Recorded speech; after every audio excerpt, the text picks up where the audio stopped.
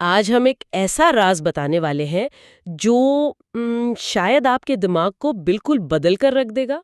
ہاں، اور یہ واقعی ایک بہت بڑا دعویٰ ہے، لیکن موضوع ہی کچھ ایسا ہے۔ بالکل، ذرا تصور کریں، ایک سکہ ہوا میں اچھالا جائے اور جب وہ زمین پر گرے تو وہ ہیڈز بھی ہو، ٹیلز بھی ہو اور ساتھ ہی اپنے کنارے پر بھی کھڑا ہو۔ اور سب سے عجیب بات یہ کہ یہ سب ایک ہی وقت میں ہو رہا ہو۔ یعنی یہ سن کر تو ایسا لگتا ہے جیسے یہ کوئی جادو کی کہانی ہے یا انسانی عقل کے ساتھ کوئی مذاق۔ جی ہاں، لیکن جدید طبیعیات یا فزکس کے مطابق ہماری کائنات کی بنیادی سطح پر بالکل ایسا ہی ہو رہا ہے۔ یہ تو بہت حیران کن ہے۔ تو آج کے اس تفصیلی جائزے کا مقصد کچھ ایسے ہی بنیادی اور گہرے سوالات کی کھوج لگانا ہے۔ وہ سوالات جنہوں نے انسانیت کو ہزاروں سالوں سے الجھا رکھا ہے نا؟ بالکل صحیح، جیسے کہ کیا واقعی اس کائنات کو کسی خالق نے ایک منصوبے کے تحت بنایا ہے یا یہ خود بخود وجود میں آ گئی؟ اور کیا سائنس کبھی یہ ثابت کر سکتی ہے کہ کائنات آخر کیوں وجود میں آئی؟ انہی سوالات کے جوابات آج ہم ڈھونڈنے کی کوشش کریں گے، اور اس کے لیے آج ہم جس بنیادی ماخذ پر گہری گفتگو کرنے جا رہے ہیں وہ ہے دور حاضر کی مشہور ترین سائنسی کتاب دی گرینڈ ڈیزائن، جسے عظیم سائنسدانوں اسٹیفن ہاکنگ اور لیونارڈ ملوڈینوف نے تحریر کیا ہے۔ اس کتاب کی خاص بات یہ ہے کہ یہ صرف کائنات کے بننے کی کہانی نہیں سناتی، بلکہ یہ سمجھانے کی کوشش کرتی ہے کہ قدرت کے قوانین کیسے کام کرتے ہیں۔ اور بات دراصل یہ ہے کہ مصنفین کے استدلال کے مطابق کیا اس پورے نظام کی تشریح کے لیے کسی مافوق الفطرت ہستی یا خدا کے تصور کی ضرورت ہے بھی یا نہیں؟ اور یہ ہمارا اس کتاب کے جائزے کا پہلا حصہ ہے، جس میں ہم ابتدائی 2 ابواب پر بات کریں گے۔ یعنی چیپٹر 1 ہستی کا اسرار اور چیپٹر 2 قوانین کی حکمرانی۔ مقاصد بہت صاف ہیں کہ ان الجھے ہوئے معموں کو سادہ اور سائنسی انداز میں سمجھا جائے۔ تو چلے شروع کرتے ہیں۔ انسان کا معاملہ بڑا عجیب ہے۔ اس لامحدود کائنات میں ہماری زندگی ایک پلک جھپکنے سے بھی چھوٹی ہے۔ صحیح بات ہے۔ ہم یہ جاننا چاہتے ہیں کہ ہم کہاں سے آئے، حقیقت کی نوعیت کیا ہے۔ ہاں، اور کتاب کا آغاز ہی ایک ایسے جملے سے ہوتا ہے جو پڑھنے والے کو ہلا کر رکھ دیتا ہے۔ مصنفین صاف الفاظ میں ایک دعویٰ کرتے ہیں کہ فلسفہ مر چکا ہے۔ ایک منٹ، کیا فلسفہ مر چکا ہے؟ یہ تو بہت بڑا بیان ہے۔ بالکل۔ مطلب کیا اتنے بڑے سائنسدانوں کی طرف سے یہ دعویٰ کرنا تھوڑا متکبرانہ نہیں لگتا؟ صدیوں سے تو فلسفہ ہی ہمیں کائنات کے معنی سمجھاتا آیا ہے۔ بظاہر یہ ایک بہت سخت بیان لگتا ہے، لیکن اس کے پیچھے ایک ٹھوس سائنسی حقیقت ہے۔ ان کا مقصد فلسفے کی توہین نہیں ہے، بلکہ وہ یہ واضح کر رہے ہیں کہ فلسفہ جدید سائنس کی ترقی کے ساتھ قدم نہیں ملا سکا۔ اچھا، یعنی پرانے خیالات اب کام نہیں آتے؟ جی، ماضی میں مفکر صرف اپنے مشاہدے سے کائنات کے راز سلجھاتے تھے، لیکن جدید فزکس، خاص طور پر جب ہم ایٹم کے اندر جھانکتے ہیں تو وہاں کے قوانین ہماری عام عقل یا کامن سینس کے بالکل الٹ نکلتے ہیں۔ تو آپ یہ کہہ رہے ہیں کہ ہم صرف سوچ کر یا کمرے میں بیٹھ کر ان کوانٹم قوانین تک نہیں پہنچ سکتے تھے؟ بالکل۔ اب کائنات کے رازوں سے پردہ اٹھانے کی مشل فلسفیوں کے ہاتھ سے نکل کر لیبارٹریز میں کام کرنے والے سائنسدانوں کے ہاتھ میں آ گئی ہے۔ یہ تو واقعی دلچسپ صورتحال ہے۔ تو روایتی اور جدید سائنس میں اصل فرق کیا آیا جس نے پرانی سوچ کو مسترد کر دیا؟ اس کی سب سے بڑی مثال 1920 کی دہائی کی کوانٹم فزکس ہے۔ پرانی کلاسک فزکس کا ماننا تھا کہ ہر چیز کا ایک طے شدہ راستہ ہوتا ہے۔ جیسے اگر ہم ایک گیند پھینکیں تو ہمیں معلوم ہوتا ہے کہ وہ کہاں گرے گی، ہے نا؟ بالکل، لیکن ایٹمی سطح پر کائنات کا رویہ بالکل مختلف ہے۔ یہاں مشہور سائنسدان رچرڈ فائنمین کا وہ نظریہ آتا ہے جسے متعدد تاریخیں یا ملٹیپل ہسٹریز کہا جاتا ہے۔ ہاں، یہ وہی تصور ہے جس کی میں نے شروع میں سکے کے اچھالنے والی مثال دی تھی۔ لیکن یہ کام کیسے کرتا ہے؟ فائنمین کے نظریے کے مطابق جب ایک کوانٹم ذرہ ایک جگہ سے دوسری جگہ جاتا ہے تو وہ کائنات کے ہر ممکنہ راستے سے ایک ہی وقت میں گزرتا ہے۔ بے وقت؟ جی ہاں، اس کا مطلب یہ ہے کہ کائنات کی کوئی ایک واحد اور طے شدہ تاریخ نہیں ہے۔ کائنات کی ہر ممکنہ تاریخ بے وقت موجود ہے۔ یہ ہضم کرنا تو واقعی تھوڑا مشکل ہے۔ اگر ایٹمی سطح پر کائنات کی کوئی ایک تاریخ نہیں ہے تو پھر کیا یہ پوری کائنات صرف ایک بے ترتیب انتشار یا جسے ہم کیوس کہتے ہیں اس کا نام ہے؟ یہ ایک بہت منطقی سوال ہے، لیکن ایسا نہیں ہے۔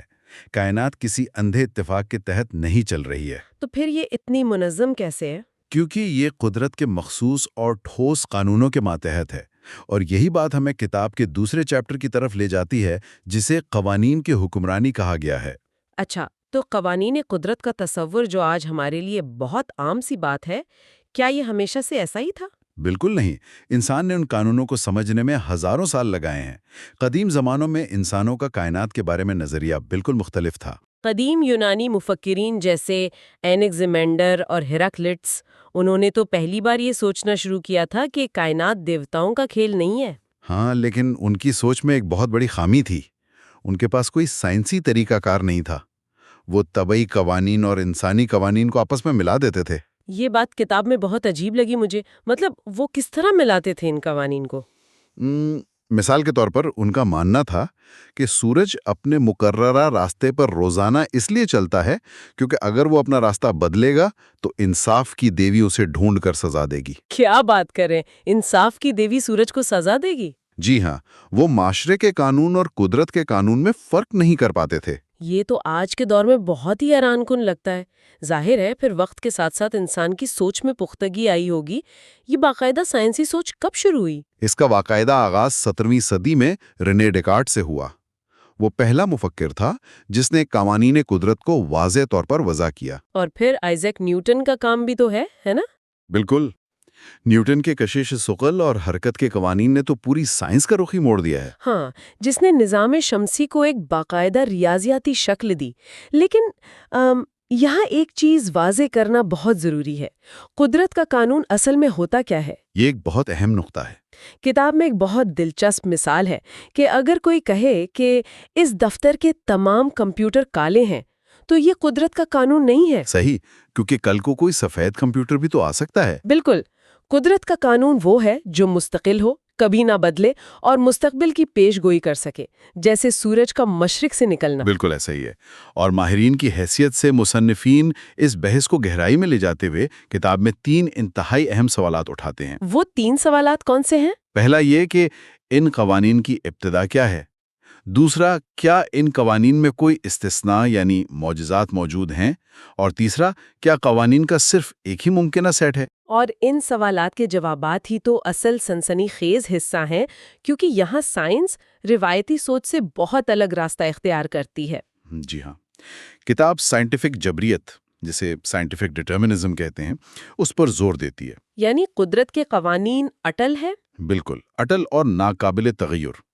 مصنفین کے مطابق ان قوانین میں کسی قسم کے معجزات یا تبدیلی کی کوئی گنجائش نہیں ہے۔ کائنات ایک طے شدہ اصول پر چل رہی ہے۔ 1 منٹ کے لیے رکتے ہیں۔ اگر سب کچھ پہلے سے طے شدہ قوانین کے مطابق ہو رہا ہے اور قانون اٹل ہے، تو ہم انسان اس عظیم حقیقت کو کیسے سمجھ سکتے ہیں؟ ہاں، کیونکہ ہماری حسیات تو بہت محدود ہیں۔ بالکل، ہم تو صرف اپنی آنکھوں اور کانوں پر انحصار کرتے ہیں۔ یہ سوال ہمیں ایک بہت ہی گہرے تصور کی طرف لے جاتا ہے، جسے ماڈل پر مبنی حقیقت پسندی یا ماڈل ڈیپینڈنٹ ریئلزم کہا گیا ہے۔ اس کو تھوڑا آسان الفاظ میں سمجھائیں گے؟ دیکھیں، ہمارا ذہن حواس سے ملنے والی معلومات کا ایک خاکہ یا ماڈل بناتا ہے۔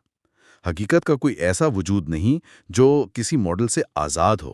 اچھا، کتاب میں اسے سمجھانے کے لیے ایک استعارہ استعمال ہوا ہے، نقشے کی مثال دی گئی ہے نا؟ جی بالکل، مرکیٹر پروجیکشن والی مثال۔ ہاں، جیسے ہم زمین کو کسی ایک چپٹے نقشے پر 100% درست نہیں دکھا سکتے، اس میں خامیاں ہوتے ہیں۔ بالکل، کچھ ممالک بڑے لگتے ہیں حالانکہ وہ چھوٹے ہوتے ہیں۔ صحیح، تو اسی طرح کائنات کو سمجھنے کے لیے کوئی ایک تھیوری کافی نہیں ہے، ہمیں مختلف ماڈلز کی ضرورت ہوتی ہے۔ اور اسی لیے جدید طبیعیات نے ایم تھیوری کو متعارف کروایا ہے۔ یہ حتمی سائنسی حقیقت، جسے ہم ultimate theory of every thing کہتے ہیں، اس کے لیے سب سے مضبوط امیدوار ہے۔ تو کیا یہ ایم تھیوری ہمیں بتاتی ہے کہ کائنات آخر کیوں وجود میں آئی؟ جی ہاں، اور یہ مختلف تھیوریز کا ایک نیٹ ورک ہے، لیکن اس کی سب سے حیران کن پیش گوئی یہ ہے کہ کائناتیں صرف ایک نہیں ہیں۔ ایک نہیں ہے تو اور کتنی ہے؟ ریاضیاتی طور پر یہ تھیوری پیش گوئی کرتی ہے کہ کائناتیں 10 کی طاقت 500 ہو سکتی ہیں۔ 10 کی طاقت 500، یعنی ایک کے بعد 500 صفر۔ اتنی کثیر کائناتیں؟ جی ہاں، یہ ملٹی ورس کا تصور ہے، اور مصنفین کا استدلال یہ ہے کہ ان تمام کائناتوں کی تخلیق عدم سے یعنی نتھنگ سے طبعی طور پر ہوئی۔ لیکن عدم سے کچھ کیسے بن سکتا ہے؟ کتاب کے مطابق کیونکہ کشش ثقل یا گریوٹی جیسا ایک قانون موجود ہے، اس لیے ایسا ممکن ہے۔ یعنی کشش ثقل کی وجہ سے کائنات خود بخود بن سکتی ہے؟ جی، اس کی وجہ یہ بتائی گئی ہے کہ کشش ثقل کی توانائی منفی ہوتی ہے اور مادے کی توانائی مثبت ہوتی ہے، دونوں مل کر ایک دوسرے کو صفر کر دیتے ہیں۔ اوہ، تو چونکہ کل توانائی صفر ہے اس لیے عدم سے تخلیق ممکن ہو جاتی ہے؟ بالکل، اور اسی بنیاد پر مصنفین یہ نتیجہ اخذ کرتے ہیں کہ اس نظام کو چلانے یا بنانے کے لیے کسی فوق الفطرت ہستی یا خدا کے تصور کی ضرورت نہیں ہے۔ یہ سائنسدانوں کا اپنا استدلال ہے۔ یہ تو واقعی سوچ کے دھارے بدل دینے والی بات ہے۔ تو اگر ہم اس پوری گفتگو کا نچوڑ نکالیں، یہ معلومات سننے والوں کے لیے کس قدر اہم ہے؟ بہت اہم ہے، کیونکہ اس کا مطلب ہے کہ ہم اس کائنات میں محض اتفاق نہیں ہیں۔ ہاں، ہم اس کائنات میں اس لیے موجود ہیں کیونکہ اس کے قوانین زندگی کے لیے سازگار ہیں۔ اگر نہ ہوتے تو ہم یہاں اسے ڈسکس ہی نہ کر رہے ہوتے۔ بالکل، جسے سائنسی زبان میں اینتھروپک پرنسپل کہتے ہیں۔ ہماری موجودگی ہی اس کائنات کو منتخب کرتی ہے۔ یہ ہمیں کائنات کے ایک نئے شعور سے متعارف کرواتا ہے۔ یہ بہت ہی گہری بات ہے۔ تو آج کے اس پہلے حصے کو اگر ہم سمیٹیں تو ہم نے ہستی کے اسرار کو سمجھا۔ جی، ہم نے جانا کہ کیسے جدید سائنس نے فلسفے کی جگہ لی اور کس طرح کشش ثقل اور حرکت کے قانون اس وسیع نظام کو منظم رکھے ہوئے ہیں۔ واقعی، اور اگلے حصے میں گفتگو اور بھی زیادہ سنسنی خیز ہونے والی ہے۔ ہم کتاب کے اگلے ابواب، حقیقت کیا ہے اور متبادل تاریخیں، ان پر بات کریں گے، جہاں ہم سمجھیں گے کہ حقیقت کے اور کیا زاویے ہو سکتے ہیں۔ لیکن اس پروگرام کا اختتام میں ایک ایسے سوال پر کرنا چاہتی ہوں جو شاید ہم سب کو دیر تک سوچنے پر مجبور کر دے۔ وہ کیا؟ اگر ایم تھیوری کے مطابق حقیقت میں اربوں خربوں کائناتیں موجود ہیں اور ہر کائنات کے اپنے الگ قانون ہیں، جی، تو کیا ہماری یہ انفرادیت اور ہمارا یہ شعور واقعی کوئی خاص معنی رکھتا ہے، یا ہم صرف ایک نہ ختم ہونے والے ریاضیاتی تسلسل کا ایک چھوٹا سا عارضی حصہ ہیں؟ اس سوال پر ضرور غور کیجیے گا۔ کیا ایسا ممکن ہے کہ آسمان پر چمکتے ہوئے جن ستاروں کو ہم آج رات دیکھ رہے ہیں، ان کی اربوں سال پرانی تخلیق کی وجہ، یعنی ان کا وجود میں آنا، محض ہمارے آج رات انہیں دیکھنے کی وجہ سے ہو؟ کیا مشاہدہ کرنے کا بس ایک سادہ سا عمل واقعی کسی چیز کے ماضی کو بدل سکتا ہے؟ اگر ہم عام زندگی کی بات کریں تو یہ سوالات بہت عجیب لگتے ہیں۔ مطلب کوئی بھی کہے گا کہ یہ کیا بات ہوئی؟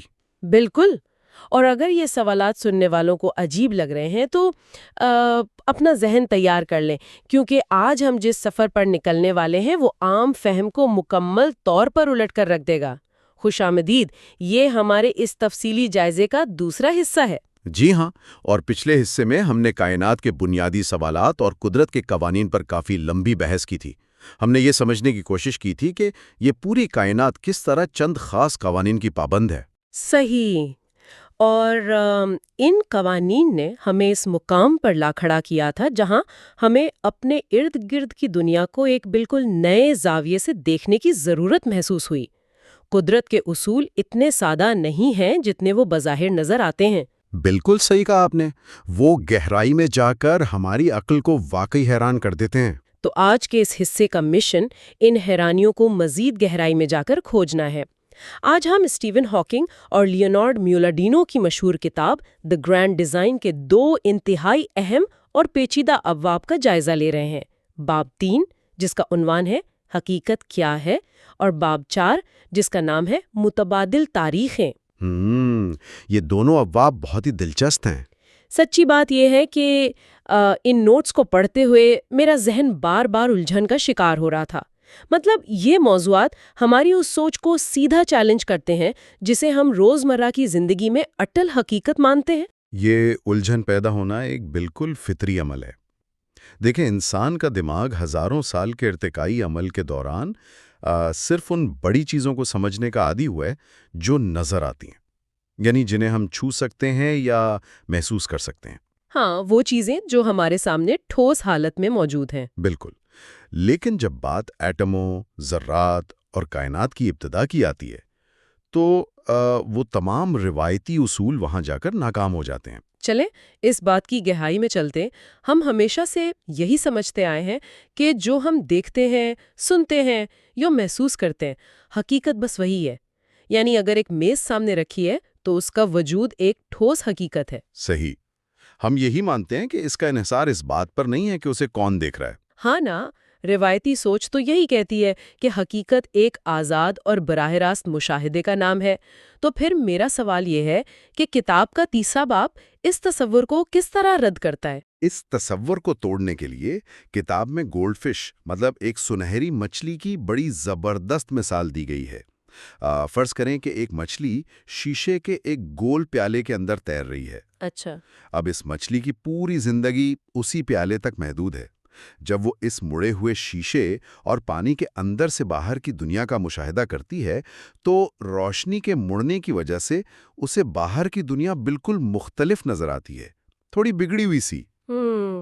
یعنی اسے سیدھی لکیریں بھی مڑی ہوئی دکھائی دیتی ہوں گی؟ بالکل، اور باہر جو چیزیں حرکت کر رہی ہیں ان کا انداز بھی اسے مختلف معلوم ہوتا ہے۔ تو اس کا مطلب یہ ہوا کہ اس مچھلی کے لیے کمرے میں چلتے ہوئے کسی انسان کی شکل ویسی نہیں ہوگی جیسی وہ حقیقت میں یا عام حالت میں ہمیں نظر آتی ہے۔ اس کا زاویہ نگاہ مکمل طور پر مختلف ہوگا۔ جی بالکل، یہیں سے اصل بات شروع ہوتی ہے۔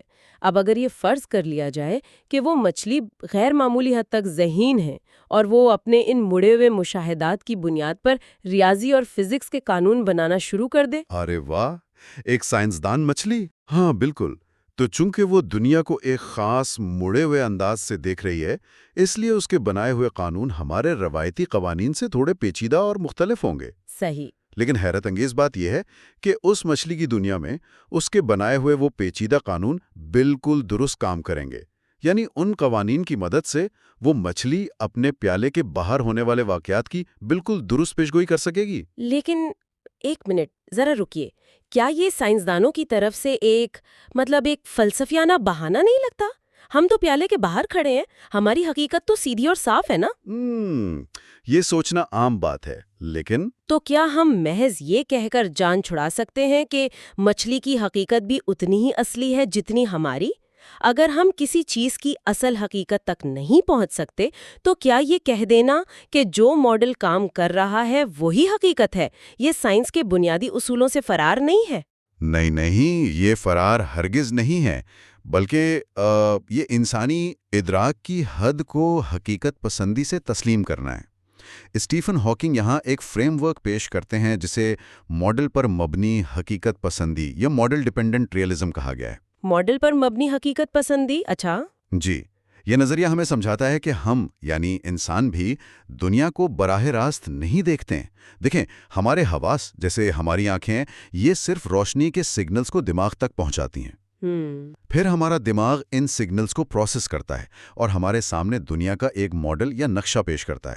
سچ پوچھیں تو ہمارا دماغ بھی ایک طرح کا پیالہ ہی ہے جس کے اندر سے ہم اس کائنات کو دیکھ رہے ہیں۔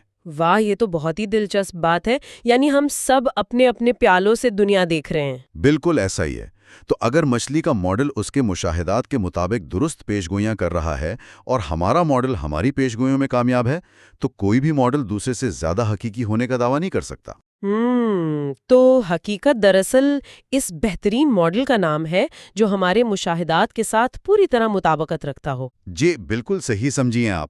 یہ بات تو واقعی سوچ کے کئی نئے دروازے کھول دیتی ہے۔ لیکن اگر حقیقت صرف ایک ماڈل ہے تو ان چیزوں کا کیا جو ہم سرے سے دیکھ ہی نہیں سکتے؟ آپ کن چیزوں کی بات کر رہی ہیں؟ مثال کے طور پر سائنس ایٹموں، کوارکس اور الیکٹرانز کی بات کرتی ہے۔ کسی انسان کی آنکھ نے آج تک ایک الیکٹران کو نہیں دیکھا، چاہ جائے کہ اس سے بھی چھوٹے کوارک کو دیکھنا۔ ہاں، بالکل درست سوال ہے۔ تو اگر ہم ان کا مشاہدہ ہی نہیں کر سکتے تو ان کا وجود حقیقت کیسے بن گیا؟ کیا وہ محض کاغذ پر لکھے ہوئے خیالی تصورات نہیں ہیں؟ دیکھیں، ماڈل پر مبنی حقیقت پسندی کی خوبصورتی ہی یہی ہے کہ یہ اس سوال کو ہی غیر متعلق کر دیتی ہے کہ کوئی چیز اپنی ذات میں یا اصل میں کیسی نظر آتی ہے۔ اچھا، وہ کیسے؟ چونکہ کوارکس کو ہم براہ راست نہیں دیکھ سکتے، لیکن سائنسدانوں نے ان کے رویے کا جو حسابی ماڈل تیار کیا ہے نا، وہ ذرات کی حرکت، ایٹموں کے بننے اور توڑنے کی بالکل درست اور بے عیب پیشگوئی کرتا ہے۔ تو چونکہ پیشگوئی درست ثابت ہوتی ہے اس لیے ہم انہیں مان لیتے ہیں۔ جی، اگر یہ ماڈل کام کر رہا ہے تو یہی ہماری حقیقت ہے، اور اسی بات کو کائنات کی ابتدا پر بھی تو لاگو کیا جا سکتا ہے۔ دیکھیں، ماضی میں کئی ایسے نظریات تھے جو مانتے تھے کہ دنیا کو محض چند ہزار سال پہلے بالکل اسی حالت میں تخلیق کیا گیا جیسا کہ وہ آج ہمیں نظر آتی ہے۔ ہاں، میں نے پڑھا ہے اس بارے میں، اور جب چٹانوں میں لاکھوں سال پرانے فاسلز یعنی ڈائناسورز کی ہڈیاں ملنا شروع ہوئیں تو اس پرانے ماڈل کے حامیوں نے ایک بڑی عجیب دلیل دی تھی۔ کیا دلیل دی تھی انہوں نے کہا کہ شاید یہ فاسلز دنیا کی تخلیق کے وقت ہی جان بوجھ کر زمین میں رکھ دیے گئے تھے تاکہ بعد میں آنے والوں کو دھوکہ دیا جا سکے۔ ارے ہاں، اور دلچسپ بات یہ ہے کہ فاسلز کو دھوکہ قرار دینے والی یہ دلیل تکنیکی یا منطقی لحاظ سے ناممکن نہیں تھی۔ مطلب آپ یہ تو ثابت نہیں کر سکتے نا کہ ایسا بالکل نہیں ہوا۔ ہاں، یہ تو ہے، لیکن یہ بہت پیچیدہ اور غیر فطری لگتا ہے۔ بالکل، اور سائنس ہمیشہ سادگی، افادیت اور کارآمد ہونے کو ترجیح دیتی ہے۔ جب بگ بینگ کا ماڈل سامنے آیا نا، جو یہ بتاتا ہے کہ کائنات 13.7 ارب سال پہلے ایک نقطے سے پھیلنا شروع ہوئی تھی، جی، تو اس ماڈل نے دور دراز کی کہکشاؤں سے آنے والی روشنی، ریڈیو ایکٹیو شواہد اور ان فاسلز کے ریکارڈ کو بغیر کسی پیچیدہ بہانے کے بڑی خوبصورتی سے بیان کر دیا۔ اسی لیے بگ بینگ کا ماڈل زیادہ کارآمد مانا گیا، اور آج وہی ہماری حقیقت کا سب سے مضبوط ماڈل ہے۔ جی بالکل۔ اچھا، یہاں بات واقعی بہت دلچسپ ہو جاتی ہے۔ اگر حقیقت صرف اس چیز کا نام ہے کہ کون سا ماڈل ہمارے مشاہدے کے مطابق بہترین کام کر رہا ہے، تو پھر کائنات کی تاریخ کے بارے میں کیا خیال ہے؟ تاریخ کے حوالے سے تو ہم سب کا ایک ہی خیال ہوتا ہے۔ ہاں، ہم عموماً یہی سوچتے ہیں کہ ماضی ایک بند کتاب کی طرح ہے جس میں جو کچھ لکھا جا چکا ہے وہ بس اٹل ہے۔ تاریخ کی ایک ہی لکیر ہوتی ہے جس پر چل کر کائنات آج یہاں تک پہنچی ہے۔ بالکل، عام فہم یہی کہتا ہے۔ لیکن اس کتاب کا چوتھا باب متبادل تاریخ ہے۔ یہ تو تاریخ کے اس ٹھوس تصور کی بنیادیں ہی ہلا دیتا ہے۔ میں تو اسے پڑھ کر واقعی حیران رہ گئی۔ یہاں جو بات سب سے حیران کن ہے وہ یہ ہے کہ کائنات کی تاریخ کو ایک سیدھی متعین لکیر سمجھنا دراصل کلاسیکل فزکس کا نظریہ ہے۔ یہ وہ نظریہ ہے جو سر آئزک نیوٹن کے قوانین پر کھڑا ہے۔ اچھا، نیوٹن کے قوانین؟ جی، نیوٹن کے مطابق اگر کائنات میں موجود کسی بھی چیز کی موجودہ حالت اور رفتار معلوم ہو تو ریاضی کی مدد سے یہ بالکل درست بتایا جا سکتا ہے کہ وہ چیز ماضی میں کس راستے سے آئی تھی اور مستقبل میں کہاں جائے گی۔ جیسے اگر ہم ایک گیند کو ہوا میں پھینکے؟ بالکل، ایک پھینکی گئی گیند کا راستہ متعین ہوتا ہے، اس کی ایک ہی ہسٹری ہوتی ہے۔ یہ روزمرہ کی بڑی چیزوں کے لیے ایک بہت ہی بہترین اور کارآمد ماڈل ہے۔ جب ہم کائنات کو انتہائی چھوٹی سطح پر یعنی ایٹموں اور ذرات کی سطح پر دیکھنا شروع کرتے ہیں، جی، وہاں جا کر معاملات بالکل بدل جاتے ہیں۔ ہاں، وہاں نیوٹن کے وہ سیدھے سادھے قوانین دم توڑ دیتے ہیں، اور ان ذرات کے عجیب و غریب رویے کو سمجھنے کے لیے کوانٹم فزکس کے ماڈل کی ضرورت پڑتی ہے۔ ہاں، میں نے پڑھا ہے کہ کتاب میں رچرڈ فائنمین نامی ایک طبیعت دان کا خاص طور پر ذکر ہے، جنہوں نے تاریخ اور راستے کے اس سیدھے سادھے تصور کو یکسر بدل کر رکھ دیا۔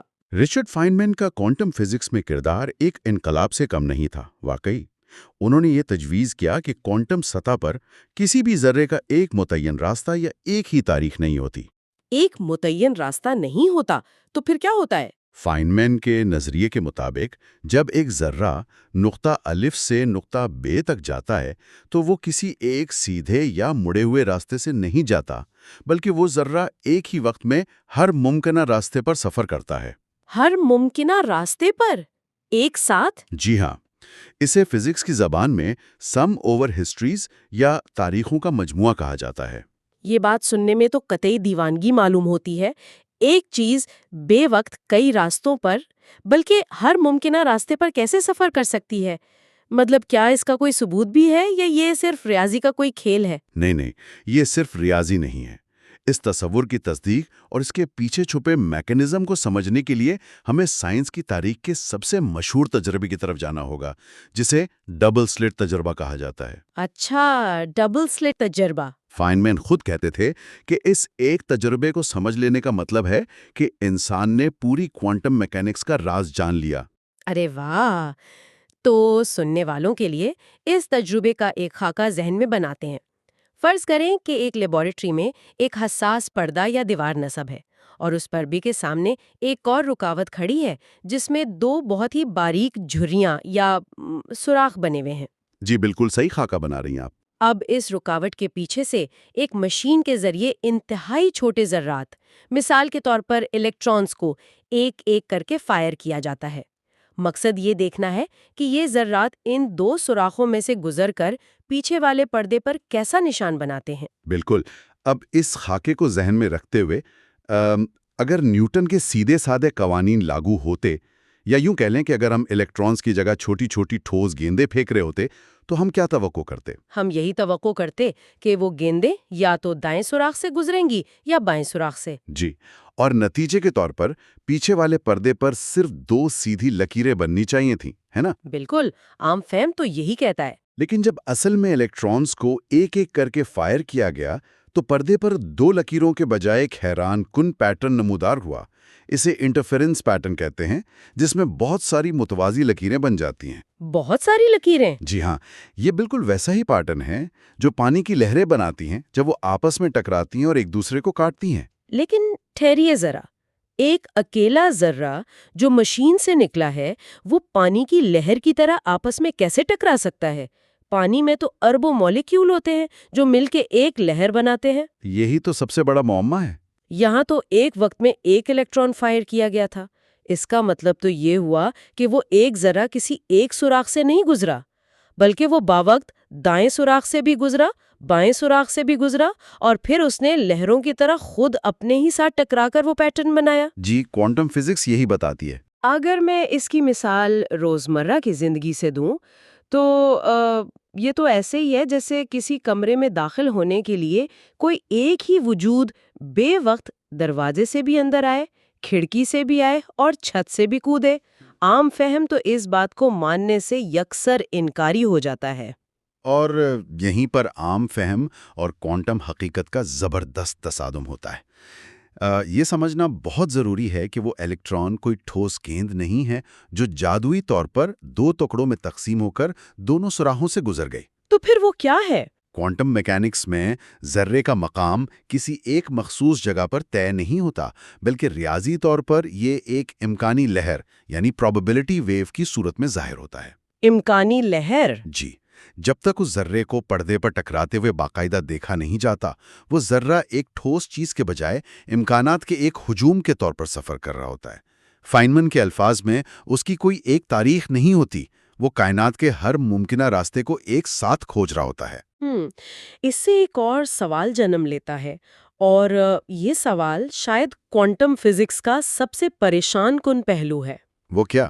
جب وہ ذرہ پردے پر جا کر ٹکراتا ہے تب تو ہم اسے ایک ہی جگہ دیکھتے ہیں نا، تب تو وہ لہر نہیں ہوتا بلکہ ایک واضح نشان بناتا ہے۔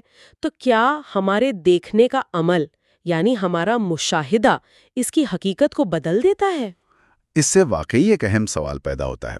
دراصل یہی وہ نقطہ ہے جو فزکس کو کھینچ کر فلسفے کی سرحد پر لے آتا ہے۔ کوانٹم فزکس یہ واضح کرتی ہے کہ کائنات میں مشاہدہ کرنے والا محض ایک خاموش تماشائی نہیں ہو سکتا۔ مشاہدہ کرنے کا عمل ہی دراصل اس نظام کی حالت کو طے کرتا ہے۔ یعنی دیکھنے سے حقیقت بدل جاتی ہے؟ جی، جب ذرہ راستے میں تھا اور اسے کوئی نہیں دیکھ رہا تھا تو وہ ہر ممکنہ تاریخ میں موجود تھا۔ اسے سپر پوزیشن کہتے ہیں۔ لیکن جیسے ہی پردے پر اس کا مشاہدہ کیا گیا، وہ تمام امکانات سمٹ کر ایک متعین حقیقت میں تبدیل ہو گئے۔ مشاہدے نے ان بے شمار ممکنہ تاریخوں میں سے کسی ایک کو منتخب کر لیا۔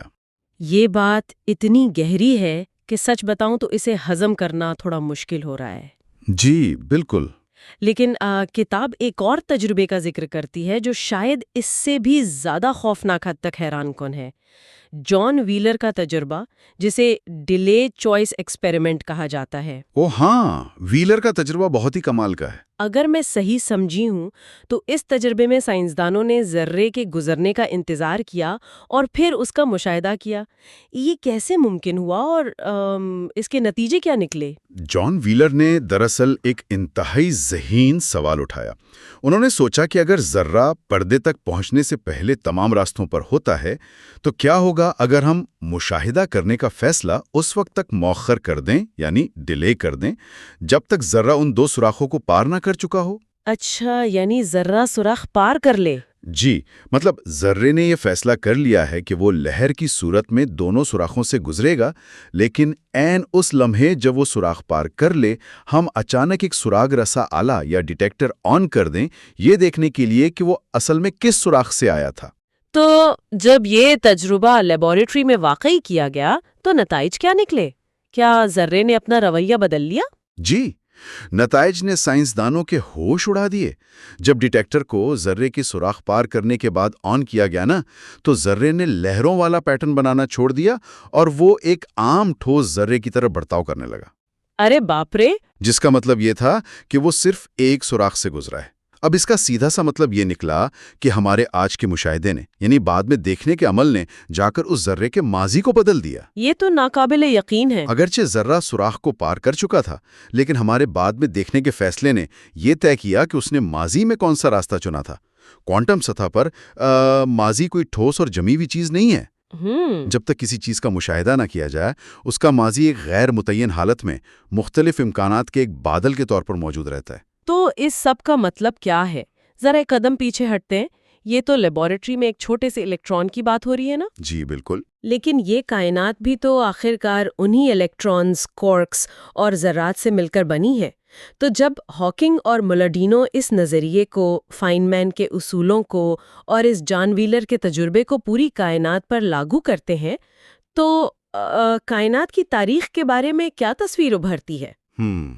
یہ بہت اہم سوال ہے۔ کیا کائنات کا بھی کوئی ایک متعین ماضی، کوئی ایک مقررہ تاریخ نہیں ہے؟ یہ کتاب کا شاید سب سے بڑا اور جرت مندانہ دعویٰ ہے۔ مصنفین اس ڈبل سلٹ تجربے کے منطق کو کائنات کے پیمانے پر پھیلا دیتے ہیں۔ وہ کہتے ہیں کہ جس طرح اس ذرے کا کوئی ایک متعین راستہ نہیں تھا، اسی طرح بگ بینگ کے بعد سے پوری کائنات کی بھی کوئی ایک واحد تاریخ نہیں ہے۔ تو کائنات کس طرح آگے بڑھی؟ کائنات کا آغاز ایک خاص حالت میں ضرور ہوا، لیکن اس کے بعد کائنات صرف ایک مخصوص راستے پر چل کر آج کے اس دن تک نہیں پہنچی جہاں آج ہم بیٹھ کر یہ گفتگو کر رہے ہیں۔ تو کیا آپ یہ کہہ رہے ہیں کہ یہ کائنات بہت سے متوازی راستوں پر چل رہی تھی؟ سائنسی لحاظ سے بالکل ایسا ہی ہے۔ کائنات بے شمار مختلف امکانات کے ساتھ ارتقا پذیر رہی۔ کائنات کی تمام ممکنہ تاریخیں ایک سپر پوزیشن کی حالت میں ایک ساتھ موجود تھیں۔ یعنی سب کچھ ایک ساتھ ہو رہا تھا؟ جی، ان میں سے کچھ تاریخوں میں کائنات اتنی تیزی سے پھیلی کہ اس میں کوئی کہکشاں یا ستارہ بن ہی نہیں سکا، اور کچھ تاریخوں میں کشش ثقل اتنی زیادہ تھی کہ کائنات بنتے ہی دوبارہ سکڑ کر ختم ہو گئی۔ کچھ میں ستارے بنے، لیکن زمین جیسا کوئی سیارہ نہیں بنا جہاں ہماری جیسی زندگی پروان چڑھ سکے۔ لیکن چونکہ آج انسان یہاں موجود ہے اور ہم اپنی دوربینوں اور حواس کے ذریعے اس کائنات کا باقاعدہ مشاہدہ کر رہے ہیں، تو ہمارا مشاہدہ اثر انداز ہو رہا ہے؟ جی بالکل۔ ہمارا یہ مشاہدہ ان لاتعداد ممکنہ تاریخوں میں سے ان مخصوص تاریخوں کو ابھارتا ہے جو ہماری آج کی اس حالت سے مطابقت رکھتی ہیں۔ واہ، یہ تصور تو انسان کو کائنات کا محض ایک چھوٹا سا حصہ ہونے کے احساس سے نکال کر سیدھا کائنات کی تشکیل کے عمل میں شامل کر دیتا ہے۔ بالکل، ہم الگ نہیں ہیں۔ پہلے سے لکھی اور شوٹ کی جا چکی ہے اور ہم صرف اسے بیٹھ کر دیکھ رہے ہیں، بلکہ یہ ایک لچکدار وجود ہے، امکانات کا ایک سمندر ہے، اور ہمارا دیکھنا، ہمارا مشاہدہ کرنا اس سمندر میں سے حقیقت کا انتخاب کر رہا ہے۔ اس سے بھی آگے بڑھ کر یہ ہمیں یاد دلاتا ہے کہ کائنات کو سمجھنے کے لیے پرانے کلاسیکل خیالات کو ترک کرنا کتنا ضروری ہے۔ واقعی نیوٹن کی وہ کائنات جو ایک عظیم گھڑی کی طرح چل رہی تھی نا، جس کا ہر پرزہ پہلے سے طے شدہ راستے پر تھا، وہ اب جدید سائنس کا حصہ نہیں رہی۔ کوانٹم نظریات نے ثابت کیا ہے کہ حقیقت ماڈلز پر منحصر ہے اور تاریخ مشاہدے کی محتاج ہے۔ اور یہ کوئی خیالی باتیں نہیں ہیں، یہ سائنسی تجربہ گاہوں میں بار بار ثابت ہو چکی ہیں، اور انہی کی بنیاد پر آج کی ہماری ساری کوانٹم ٹیکنالوجیز کام کر رہی ہیں۔ یہ واقعی عقل دنگ کر دینے والا سفر تھا۔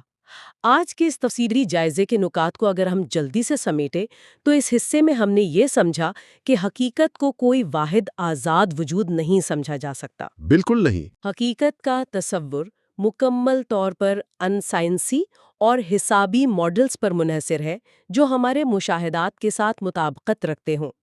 اور اس سے بھی بڑھ کر ہم نے یہ جانا کہ کوانٹم فزکس کے مطابق کائنات کی کوئی ایک مقررہ تاریخ نہیں ہے، بلکہ مختلف ممکنہ تاریخیں بیک وقت موجود رہی ہیں۔ جی، اور انسان کا موجودہ مشاہدہ کائنات کے ماضی کا تعین کرنے میں ایک حیرت انگیز کردار ادا کرتا ہے۔ بالکل، اور جب ہم یہ مان لیتے ہیں کہ کائنات کی اتنی ساری تاریخیں ممکن ہیں اور کائنات کے قوانین اس قدر پیچیدہ ہیں، تو قدرتی طور پر ذہن میں یہ سوال ابھرتا ہے کہ کیا کوئی ایسا ایک بنیادی نظریہ موجود ہے جو کائنات کے ان تمام بظاہر بکھرے ہوئے قوانین کو ایک دھاگے میں پرو سکے؟ اور یہی وہ سوال ہے جو ہمیں اس جائزے کے اگلے مرحلے کی طرف لے جائے گا۔ ہمارے تیسرے حصے میں گفتگو کا مرکز اس کتاب کا باب 5 ہوگا، یعنی ہر چیز کا نظریہ۔ اس حصے میں ہم ایم تھیوری کا تفصیلی جائزہ لیں گے، جو یہ دعویٰ کرتی ہے کہ شاید ہماری کائنات اکیلی کائنات نہیں ہے، بلکہ یہ ایک ملٹی ورس کا حصہ ہو سکتی ہے۔ لیکن جاتے جاتے سننے والوں کے لیے ایک گہرا سوال چھوڑتے ہیں، اس پر ضرور غور کیجیے گا۔ آج ہم نے ڈیلیڈ چوائس تجربے میں یہ سمجھا کہ مشاہدہ کرنے کا عمل کس طرح ذرے کے ماضی کو شکل دیتا ہے۔ جی ہاں۔ کائنات کی سطح پر جب فلکیات دان آج رات اپنی دوربینوں کا رخ آسمان کی طرف کرتے ہیں اور ان ستاروں کی روشنی کو ریکارڈ کرتے ہیں جنہوں نے اربوں نوری سال کا سفر طے کیا ہے، تو کیا اس کا مطلب یہ ہے کہ اربوں سال پہلے کائنات میں ستاروں کے بننے کا جو عمل شروع ہوا تھا، وہ دراصل آج اس لمحے ہمارے آسمان کی طرف دیکھنے کی وجہ سے اپنی موجودہ شکل اختیار کر پایا ہے؟ یہ واقعی ایک بہت گہرا اور سوچنے والا سوال ہے۔ کیا مشاہدے کی یہ طاقت واقعی کائنات کی تاریخ کو اسی لمحے لکھ رہی ہے؟ یہ ہمارا تیسرا حصہ ہے۔ پچھلے حصے میں ہم نے حقیقت اور کائنات کی ممکنہ تاریخوں پر بات کی تھی۔ اس حصے میں ہم بات کریں گے chapter 5 The Theory of Everything۔ اور یہ واقعی کتاب دی گرینڈ ڈیزائن کا ایک بہت ہی مسحور کن حصہ ہے، جہاں سٹیفن ہاکنگ اور لیونارڈ میلوڈینو کائنات کے سب سے بڑے رازوں سے پردہ اٹھاتے ہیں۔ بالکل، مطلب صدیوں سے سائنسدان ایک ایسے نظریے کی تلاش میں ہیں جو کائنات کے تمام بنیادی قوانین کو ایک ساتھ بیان کر سکے، ایک ہی فریم ورک میں۔ ہاں، ایک ہی فریم ورک میں، اور اسے تھیوری آف ایوری تھنگ کہا جاتا ہے۔ مطلب اس نظریے کا بنیادی مقصد یہ سمجھنا ہے کہ گریوٹی، کوانٹم میکینکس، اسپیس اور ٹائم، یہ سب کس طرح ایک دوسرے کے ساتھ جڑے ہوئے ہیں۔ اور یہی وہ تلاش ہے جس نے طبیعیات دانوں کی نیندیں اڑائی ہوئی ہیں۔ یہ واقعی کوئی آسان کام نہیں ہے۔ ٹھیک ہے، آئیے اس کو تفصیل سے سمجھتے ہیں۔ اس سائنسی سفر کی شروعات کہاں سے ہوتی ہے؟ دیکھیں، اس کو سمجھنے کے لیے ہمیں سب سے پہلے کائنات کو چلانے والی بنیادی قوتوں کو دیکھنا ہوگا۔ مطلب 4 معلوم قوتیں ہیں جو اس پوری کائنات کو کنٹرول کرتی ہیں۔ اچھا، صرف 4؟ ہاں، صرف 4۔ سب سے پہلی تو کشش ثقل ہے، یعنی گریوٹی، جس سے ہم سب واقف ہیں۔ یہ جو ستاروں اور سیاروں کو باندھ کر رکھتی ہے اور ہمیں زمین پر ٹکائے رکھتی ہے۔ بالکل۔ اور دوسری ہے برقی میگنیٹسٹی، الیکٹرو میگنیٹزم۔ یہ کشش ثقل سے کھربوں گنا زیادہ طاقتور ہے۔ مطلب جو بجلی اور مغناطیس وغیرہ میں ہم دیکھتے ہیں؟ ہاں، وہی۔ یہ ایٹم کے اندر الیکٹرونز کو پکڑ کر رکھتی ہے۔ پھر باقی 2 قوتیں ہیں جو ایٹم کے مرکزے کے اندر کام کرتی ہیں۔ ایک کمزور قوت یعنی ویک فورس جو تابکاری یا ریڈیو ایکٹیویٹی پیدا کرتی ہے۔ صحیح۔ اور چوتھی ہے طاقتور قوت یعنی اسٹرانگ فورس جو ایٹم کے مرکزے کو بکھرنے نہیں دیتی۔ تو سائنسدانوں کا خواب یہ تھا کہ ان چاروں کو ملا دیا جائے، اور میرا خیال ہے کہ اس میں کچھ کامیابی ملی بھی تھی نا، خاص طور پر عبدالسلام کا نام اس میں آتا ہے۔ آل کا نظریہ پیش کیا۔ انہوں نے ثابت کیا کہ برقی مغناطیسیت اور کمزور قوت دراصل ایک ہی قوت کے 2 رخ ہیں۔ واہ! انہوں نے اسے الیکٹروویک قوت کا نام دیا اور اس شاندار دریافت پر انہیں 1979 میں نوبل انعام بھی ملا۔ تو مطلب 2 قوتیں تو مل گئیں، یہ تو بہت بڑی کامیابی تھی۔ ہاں، اور اس کے بعد سٹینڈرڈ ماڈل بنا جس نے تیسری قوت یعنی طاقتور قوت کو بھی کسی حد تک اپنے اندر شامل کر لیا۔ تو اب 3 قوتیں ایک ساتھ آ گئیں۔ لیکن یہ ایک اہم سوال پیدا کرتا ہے کہ کشش ثقل باقی قوتوں کے ساتھ کیوں نہیں مل پاتی؟ یہ ایسا ہی ہے نا جیسے آپ ایک پزل جوڑ رہے ہوں جس کے 3 ٹکڑے تو بالکل فٹ بیٹھتے ہیں، لیکن چوتھا ٹکڑا مطلب کشش ثقل کسی اور ہی کھیل کا حصہ رکھتا ہے، تو اسے شامل کرنا اتنا مشکل کیوں ہے؟ اس کی وجہ وہ ٹکراؤ ہے جو آئنسٹائن کے نظریے اور کوانٹم میکینکس کے درمیان ہے۔ دیکھیں، آئنسٹائن کے مطابق خلا اور وقت ایک انتہائی ہموار ملائم چادر کی طرح ہے۔ ایک بچھی ہوئی چادر؟ بالکل۔ لیکن جب ہم کوانٹم کی سطح پر جاتے ہیں، یعنی ہائزنبرگ کے اصول عدم یقین کو دیکھتے ہیں، تو معلوم ہوتا ہے کہ خالی خلا کبھی مکمل خالی نہیں ہوتا۔ ہاں، وہاں تو وہ ذرات بنتے اور مٹے رہتے نا، کوانٹم فارم۔ صحیح کہا۔ وہاں فیلڈز کی تبدیلیاں ہر وقت جاری رہتی ہیں، وہ ایک ابلتے ہوئے سمندر کی طرح ہیں۔ تو جب ہم اس افراتفری کو کشش ثقل کے ہموار نظریے کے ساتھ ملانے کی کوشش کرتے ہیں تو مساوات جواب دے جاتی ہیں۔ جواب دینے جاتی ہیں مطلب ریاضیاتی طور پر کیا ہوتا ہے؟ ریاضی میں جواب لامحدود آنے لگتے ہیں، انفینیٹیز۔ اور طبیعت میں اگر جواب لامحدود آ جائے تو اس کا مطلب ہے آپ کا نظریہ غلط ہے، کیونکہ ایسی کائنات میں رہنا ممکن ہی نہیں ہوگا جہاں ہر جگہ بلیک ہولز بن جائیں۔ اچھا، تو اس مسئلے کا کوئی حل نہیں نکالا گیا؟ نکالا گیا نا۔ 1976 میں سپر گریویٹی کا نظریہ آیا جس کی بنیاد سپر سیمیٹری پر تھی۔ سپر سیمیٹری یہ کیا ہے؟ اس میں یہ مانا گیا کہ کائنات میں قوت اور مادے کے ذرات اکیلے نہیں ہیں، ہاں، بلکہ ہر ذرے کا ایک پوشیدہ ساتھی ذرہ یعنی پارٹنر موجود ہے۔ اچھا، پارٹنر ذرات۔ ہاں، اور ان ساتھی ذرات کا کمال یہ تھا کہ وہ ریاضیاتی طور پر ایک دوسرے کی لامحدودیت کو منسوخ کر دیتے تھے، کینسل کر دیتے تھے۔ ذرا رکیے، یہ تو ایسے لگ رہا ہے کہ ریاضی کا سوال حل نہیں ہوا تو سائنسدانوں نے اپنی طرف سے خیالی ذرات بنا لیے۔ کیا یہ ساتھی ذرات آج تک کسی تجربے میں دیکھے گئے ہیں؟ مطلب جنیوا کے لارج ہیڈرون کولائیڈر میں اتنے تجربات ہوتے ہیں تو کیا وہاں کچھ ملا؟ نہیں، بدقسمتی سے آج تک ان کا کوئی مشاہدہ نہیں ہو سکا۔ حیرت کی بات ہے۔ ہاں، وجہ شاید یہ ہے کہ وہ بہت زیادہ بھاری ہیں اور انہیں پیدا کرنے کے لیے ہمیں جتنی توانائی چاہیے وہ ہماری موجودہ مشینوں کے بس کی بات نہیں ہے۔ لارج ہیڈرون کولائیڈر میں انہیں اب بھی ڈھونڈا جا رہا ہے۔ تو پھر اگر یہ ذرات نہیں ملے اور سپر گریویٹی کی ریاضی بھی بہت پیچیدہ تھی تو سائنسدانوں نے کیا کیا؟ میں نے سنا ہے کہ پھر اسٹرنگ تھیوری کی انٹری ہوئی۔ بالکل، سپر گریویٹی کے مساوات کو حل کرنا انسانی ذہن اور کمپیوٹرز کے لیے تقریباً ناممکن ہو رہا تھا، تو ایک نیا اور بہت ہی دلیرانہ راستہ چنا گیا، اسٹرنگ تھیوری۔ یہاں بات واقعی دلچسپ ہو جاتی ہے۔ تو کیا اس نظریے میں بنیادی ذرات کو نقطوں کے بجائے کچھ اور مانا گیا؟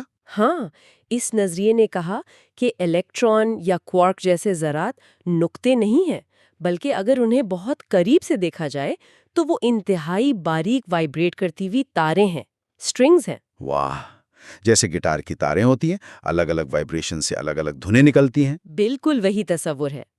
تار کے وائبریٹ کرنے کا انداز ہی یہ طے کرتا ہے کہ وہ کون سا ذرہ بنے گا۔ لیکن اس خوبصورت نظریے کی ایک بہت ہی عجیب شرط تھی۔ عجیب شرط؟ وہ کیا؟ یہ نظریہ ریاضی کے حساب سے صرف تبھی کام کرتا ہے جب کائنات میں 4 کے بجائے 10 جہتیں ہوں۔ 10 جہتیں؟ 10 ڈائمینشنز؟ ہم تو صرف 4 کو جانتے ہیں، لمبائی، چوڑائی، اونچائی اور وقت۔ باقی 6 جہتیں کہاں چھپی ہیں؟ ہم انہیں دیکھ کیوں نہیں سکتے؟ اس کو سمجھنے کے لیے آپ وہ کتاب والی تشبیہ یاد کریں۔ وہ اسٹرا والی سادہ تشبیہ۔ اگر آپ ایک مشروب پینے والے اسٹرا یا پائپ کو بہت دور سے دیکھیں تو وہ صرف ایک پتلی سی لکیر لگتا ہے نا، مطلب ایک ڈائمینشن۔ بالکل۔ لیکن جب آپ قریب جاتے ہیں تو پتہ چلتا ہے کہ اس کی ایک گولائی بھی ہے، دوسری ڈائمینشن بھی ہے۔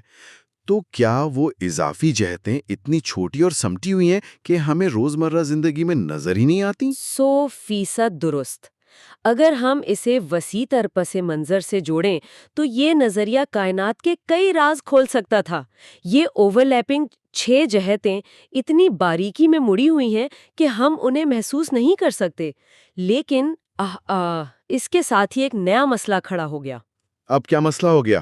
مسئلہ یہ ہوا کہ جب سائنسدانوں نے اسٹرنگ تھیوری پر مزید کام کیا تو ایک نہیں بلکہ 5 مختلف اسٹرنگ تھیوریز وجود میں آ گئیں۔ 5 مختلف نظریات؟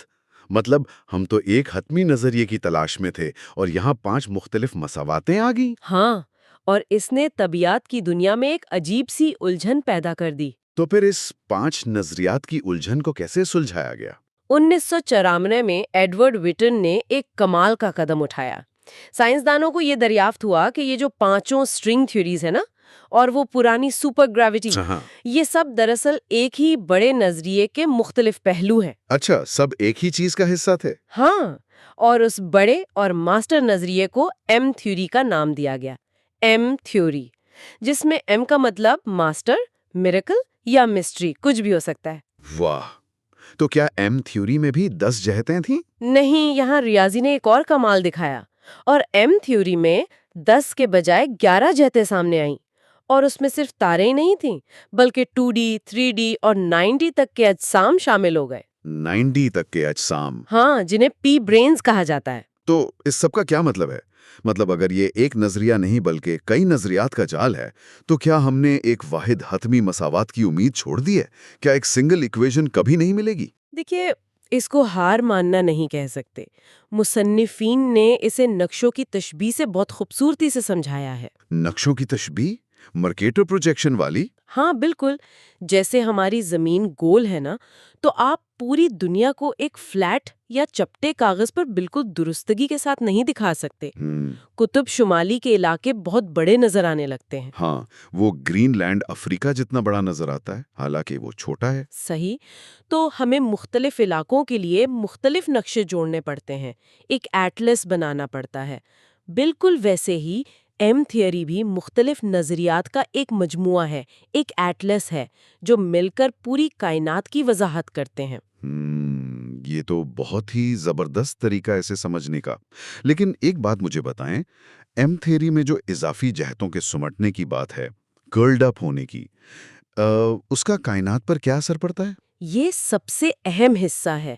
اندرونی جہتیں کس طرح مڑی ہوئی ہیں، ان کی ساخت کیسی ہے، یہی بات طے کرتی ہے کہ کائنات کے بنیادی قوانین کیا ہوں گے، جیسے الیکٹران کا چارج کتنا ہوگا۔ اچھا، مطلب ان کے ڈیزائن پر طبعی قانونوں کا دار و مدار ہے۔ بالکل، اور یہاں حیران کن بات یہ ہے کہ ایم تھیوری کے مطابق یہ جہتیں صرف چند طریقوں سے نہیں بلکہ بے شمار طریقوں سے مڑ سکتی ہیں۔ بے شمار؟ کتنے طریقے؟ ریاضی کے مطابق 10 کی طاقت 500 مختلف کائناتیں ممکن ہیں۔ 10 کی طاقت 500؟ ایک کے ساتھ 500 سے پھر؟ یہ تو مطلب ناقابل فہم حد تک بڑا نمبر ہے۔ ہاں، کتاب میں اس کی ایک کمال کی مثال دی گئی ہے۔ فرض کریں کوئی وجود بگ بینگ سے لے کر اب تک ہر ایک ملی سیکنڈ میں ایک کائنات کا جائزہ لے رہا ہے۔ ہر ملی سیکنڈ میں ایک کائنات؟ بگ بینگ کو تو اربوں سال ہو گئے۔ اربوں سال، لیکن اتنے سالوں میں ہر ملی سیکنڈ کا جائزہ لینے کے باوجود وہ اب تک صرف 10 کی طاقت 20 کائناتوں کا مطالعہ کر پایا ہوگا۔ او مائی گاڈ، صرف 10 کی طاقت 20 اور ہم 10 کی طاقت 500 کی بات کر رہے ہیں۔ اس کا تو مطلب یہ ہوا کہ فائنمین کا وہ جو تاریخوں کا نظریہ تھا، سم اوور ہسٹریز، وہ صرف ذرات پر نہیں بلکہ پوری کائنات پر لاگو ہوتا ہے۔ 100%۔ ہماری کائنات اکیلی یا منفرد نہیں ہے جس کے لیے کوئی خاص منصوبہ بنایا گیا ہو، بلکہ بگ بینگ کے وقت کائنات کے وجود میں آنے کے ان گنت امکانات تھے۔ یعنی ہم اس وسیع اور بے پناہ نظام کا صرف ایک چھوٹا سا حصہ ہیں، ایک ایسا اتفاق جہاں طبعی قوانین اس طرح ترتیب پا گئے کہ ہم یہاں بیٹھ کر یہ پوڈ کاسٹ کر رہے ہیں۔ ہاں، یہ ہمیں کائنات میں ہماری اصل حیثیت بتاتا ہے۔ واقعی یہ ساری معلومات انسانی سوچ کو حیران کر دینے والی ہیں۔ اس حصے میں ہم نے تھیوری آف ایوری تھنگ کی تلاش کو سمجھا۔ اگلے حصے میں ہم بات کریں گے چیپٹر 6، چوزنگ آ یونیورس۔ وہ چیپٹر اس سے بھی زیادہ دلچسپ ہوگا۔ بالکل، لیکن جانے سے پہلے میں ایک خیال چھوڑنا چاہتا ہوں سننے والوں کے لیے۔ اگر ہماری کائنات ان 10 کی طاقت 500 ممکنہ کائناتوں میں سے صرف ایک ہے، تو ذرا تصور کریں کسی اور کائنات میں زندگی کیسی ہوگی؟ जहां कशिश शकल चीजों को खींचने के बजाय दूर धकेलती हो। इस पर जरूर गौर कीजिएगा। तो इस तफसीली जायजे के चौथे हिस्से में खुशामदीद। हम अपने इस इल्मी सफ़र को आगे बढ़ा रहे हैं। जी बिल्कुल। और आज की जो हमारी गुफ्तगू है वो वाकई जहन को उलझा देने वाली है। हाँ, क्योंकि आज हम स्टीवन हॉकिंग और लियोनार्ड मिलोडोनोफ की किताब द ग्रैंड डिज़ाइन के छठे बाब पर बात कर रहे हैं, यानी चैप्टर 6, चूजिंग आवर यूनिवर्स। बिल्कुल। और इस हिस्से का बुनियादी मकसद ये समझना है कि कायनात का सिर्फ एक मॉडल या कोई एक सीधी साधी तारीख नहीं है। मतलब हम कह सकते हैं कि बेशुमार मुमकिना मॉडल्स मौजूद हैं। हाँ जी, यही मिशन है आज का। क्वांटम कॉस्मोलॉजी के मुताबिक कायनात मुख्तलिफ हालतों में बेवक्त वजूद रख सकती है। अच्छा, जरा इसे तफसील से समझते हैं, क्योंकि ये एक इंतहाई हैरानकुन तस्वुर है कि कैसे हमारा मौजूदा मुशाहिदा कायनात के माजी को मुतय्यन करता है। बिल्कुल। इसे समझने के लिए हमें रोजमर्रा की आम जिंदगी से थोड़ा बाहर निकलना पड़ेगा। मतलब वो जो हमारी क्लासिकल फिजिक्स है ना। हाँ, देखें, क्लासिकी फिजिक्स के मुताबिक हर चीज का एक तयशुदा रास्ता होता है, एक ही तारीख होती है। सही। जैसे अगर मैं एक गेंद हवा में उछालूं तो मुझे पता है वो कहाँ गिरेगी। बिल्कुल, आप रियाजी के जरिए उसका बिल्कुल दुरुस्त हिसाब लगा सकती हैं। तो हम आम तौर पर समझते हैं कि कायनात का माजी भी एक सीधी लकीर की तरह है, जो हो गया सो हो गया, है ना? यही तो रवायती सोच है, लेकिन रिचर्ड फाइनमैन का नजरिया सब कुछ बदल देता है। अच्छा, फाइनमैन ने क्या कहा था? उन्होंने कहा कि क्वांटम सतह पर, यानी ज़र्रात की दुनिया में, किसी चीज का कोई एक मखसूस रास्ता या माजी होता ही नहीं। ये तो अजीब बात है। मतलब जर्रा कोई एक रास्ता नहीं लेता? नहीं, बल्कि वो बेवक्त हर मुमकिना रास्ते से गुजरता है। उस पर मैं एक मिसाल देती हूँ। फर्ज करें कोई शख्स सुबह घर से दफ्तर जाने के लिए निकलता है। तो वो क्या करेगा? आम फैमसी बात है कि वो कोई एक रास्ता चुनेगा ना, मेन रोड लेगा या फिर ट्रैफिक से बचने के लिए किसी एक मखसूस गली से होता हुआ मंजिल तक पहुंचेगा। बिल्कुल, क्लासिकी दुनिया में ऐसा ही होता है। लेकिन कैसा लगे अगर कोई ये कहे कि इस शख्स ने दफ्तर पहुंचने के लिए महज एक सड़क का इंतखाब नहीं किया, बल्कि उसने बैक वक्त शहर की हर गली, हर सड़क, हर शॉर्टकट इख्तियार किया है। हाँ, और यहाँ तक कि चांद का एक चक्कर लगा के वापस आने वाला रास्ता भी। हाँ बिल्कुल, और वो हर मुमकिना रास्ते पर एक ही वक्त में सफर कर रहा था। मतलब ये सुनकर तो ऐसा लगता है जैसे किसी साइंस फिक्शन फिल्म का मंजर हो। ये वाकई साइंस फिक्शन लगता है, लेकिन दर हकीकत ये इस कायनात का वो बुनियादी उसूल है जिसमें हम सांस ले रहे हैं। तो क्या हम इस उसूल को पूरी कायनात पर लागू कर रहे हैं? बिल्कुल। क्वांटम कॉस्मोलॉजी के मुताबिक कायनात की भी कोई एक तारीख नहीं है। यानी ये क्वांटम सुपरपोजिशन की हालत में है? हाँ, तमाम मुमकिना तारीखों के साथ बेवक्त मौजूद है। यहाँ जो बात सबसे ज्यादा हैरानकुन है वो ये है कि ये सिर्फ एक ख्याली बात नहीं है। अच्छा, क्या इसका कोई सबूत भी है? जी, इसे मशहूर जमाना डबल स्लिट तजुर्बे से साइंटिफिक तौर पर सच साबित किया गया है। वो दीवार में 2 सुराखों वाला तजुर्बा? बिल्कुल। फर्ज करें एक दीवार है जिसमें 2 इंतहाई बारीक स्लिट्स हैं और पीछे एक स्क्रीन है। सही। जब हम उन सुराखों की तरफ इलेक्ट्रॉन फायर करते हैं तो आम अकल क्या कहती है? यही कि या तो वो दाएं सुराख से गुजरेगा या बाएं से, और पीछे दीवार पर 2 निशान बन जाएंगे। बिल्कुल, लेकिन क्वांटम सतह पर ऐसा नहीं होता। पीछे एक पूरा मुदाखलती पैटर्न बन जाता है। मतलब जैसे पानी की लहरें एक दूसरे से टकराती हैं? बिल्कुल वही पैटर्न। इसका मतलब है कि वो अकेला इलेक्ट्रॉन एक जर्रे के बजाय एक लहर बन गया और दोनों सुराखों से एक साथ गुजरा। ये जहन को उलझाने वाली बात है। वो किसी एक रास्ते पर नहीं चला, इसने दोनों रास्ते इख्तियार किए। हाँ, हर मुमकिना रास्ता एक साथ इख्तियार किया और इसी को क्वांटम सुपरपोजिशन कहते हैं। तो अगर कायनात की बेशुमार तारीखें हैं तो साइंसदान इनका मुतालिया कैसे करते हैं? ये एक बहुत अहम सवाल है। इसके लिए टॉप डाउन कॉस्मोलॉजी का नजरिया इस्तेमाल किया जाता है। टॉप डाउन मतलब ऊपर से नीचे की तरफ? हाँ, यानी माजी से हाल की तरफ आने के बजाय हाल से माजी की तरफ देखना। तो हम इस मखसूस और मुस्तहकम कायनात में कैसे मौजूद हैं जबकि इतनी सारी तारीखें हैं? اس کے لیے ہمیں جان ویلر کے ایک انتہائی ذہین کائناتی تجربے کو دیکھنا ہوگا۔ اچھا، وہ تجربہ کیا تھا؟ اسے ڈیلیڈ چوائس یا مؤخر انتخاب کا تجربہ کہتے ہیں۔ تصور کریں کہ اربوں نوری سال دور ایک بہت روشن کوئزار موجود ہے۔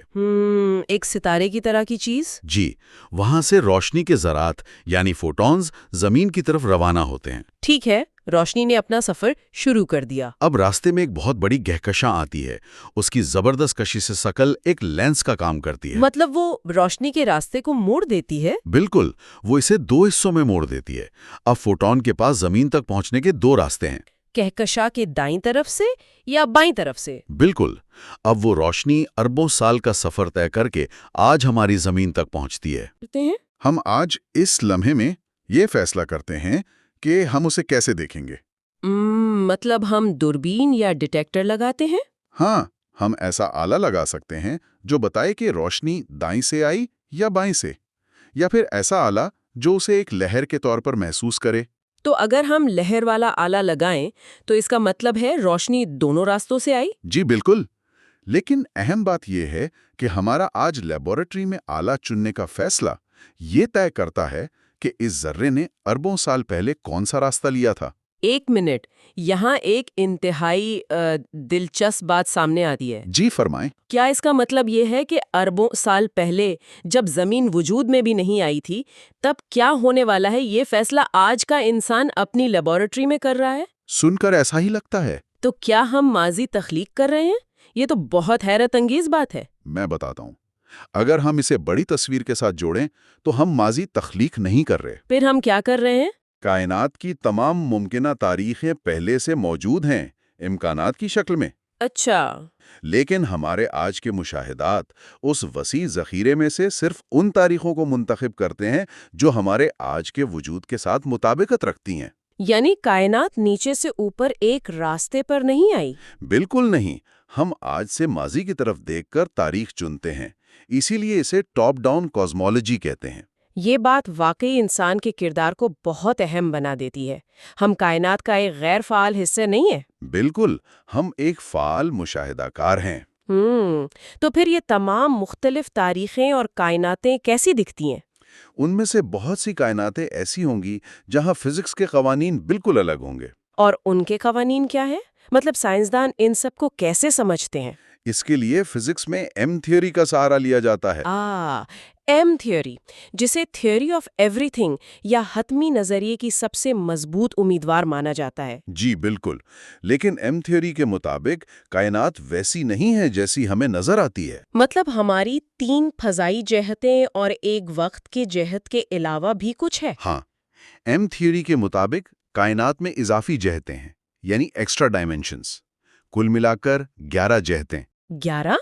تو باقی جہتیں ہمیں نظر کیوں نہیں آتی؟ کیونکہ وہ انتہائی باریک کھول میں اندر کی طرف لپٹی ہوئی ہیں۔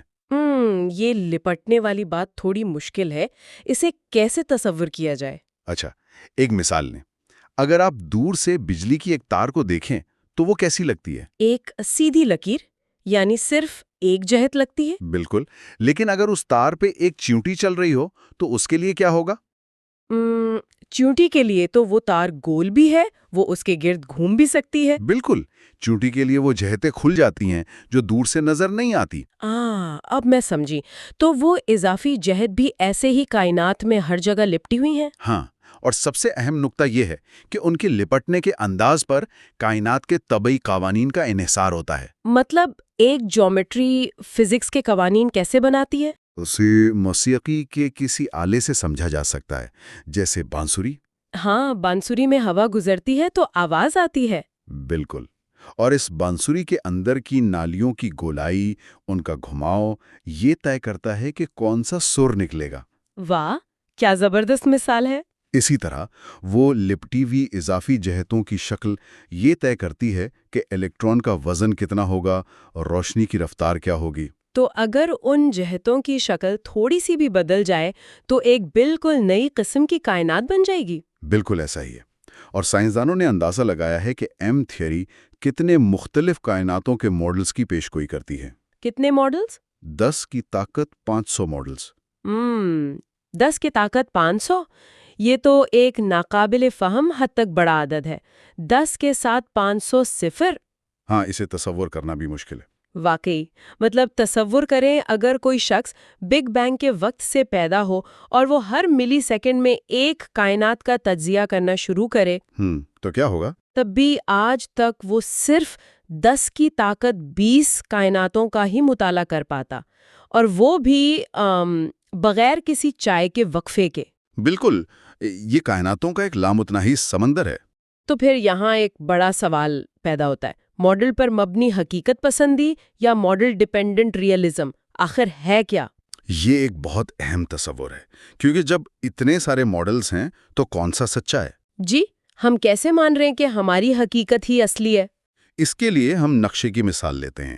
جیسے ہماری زمین گول ہے، ہاں، لیکن کیا اسے کسی ایک فلیٹ کاغذ پر، ایک چپٹے نقشے پر مکمل طور پر دکھایا جا سکتا ہے؟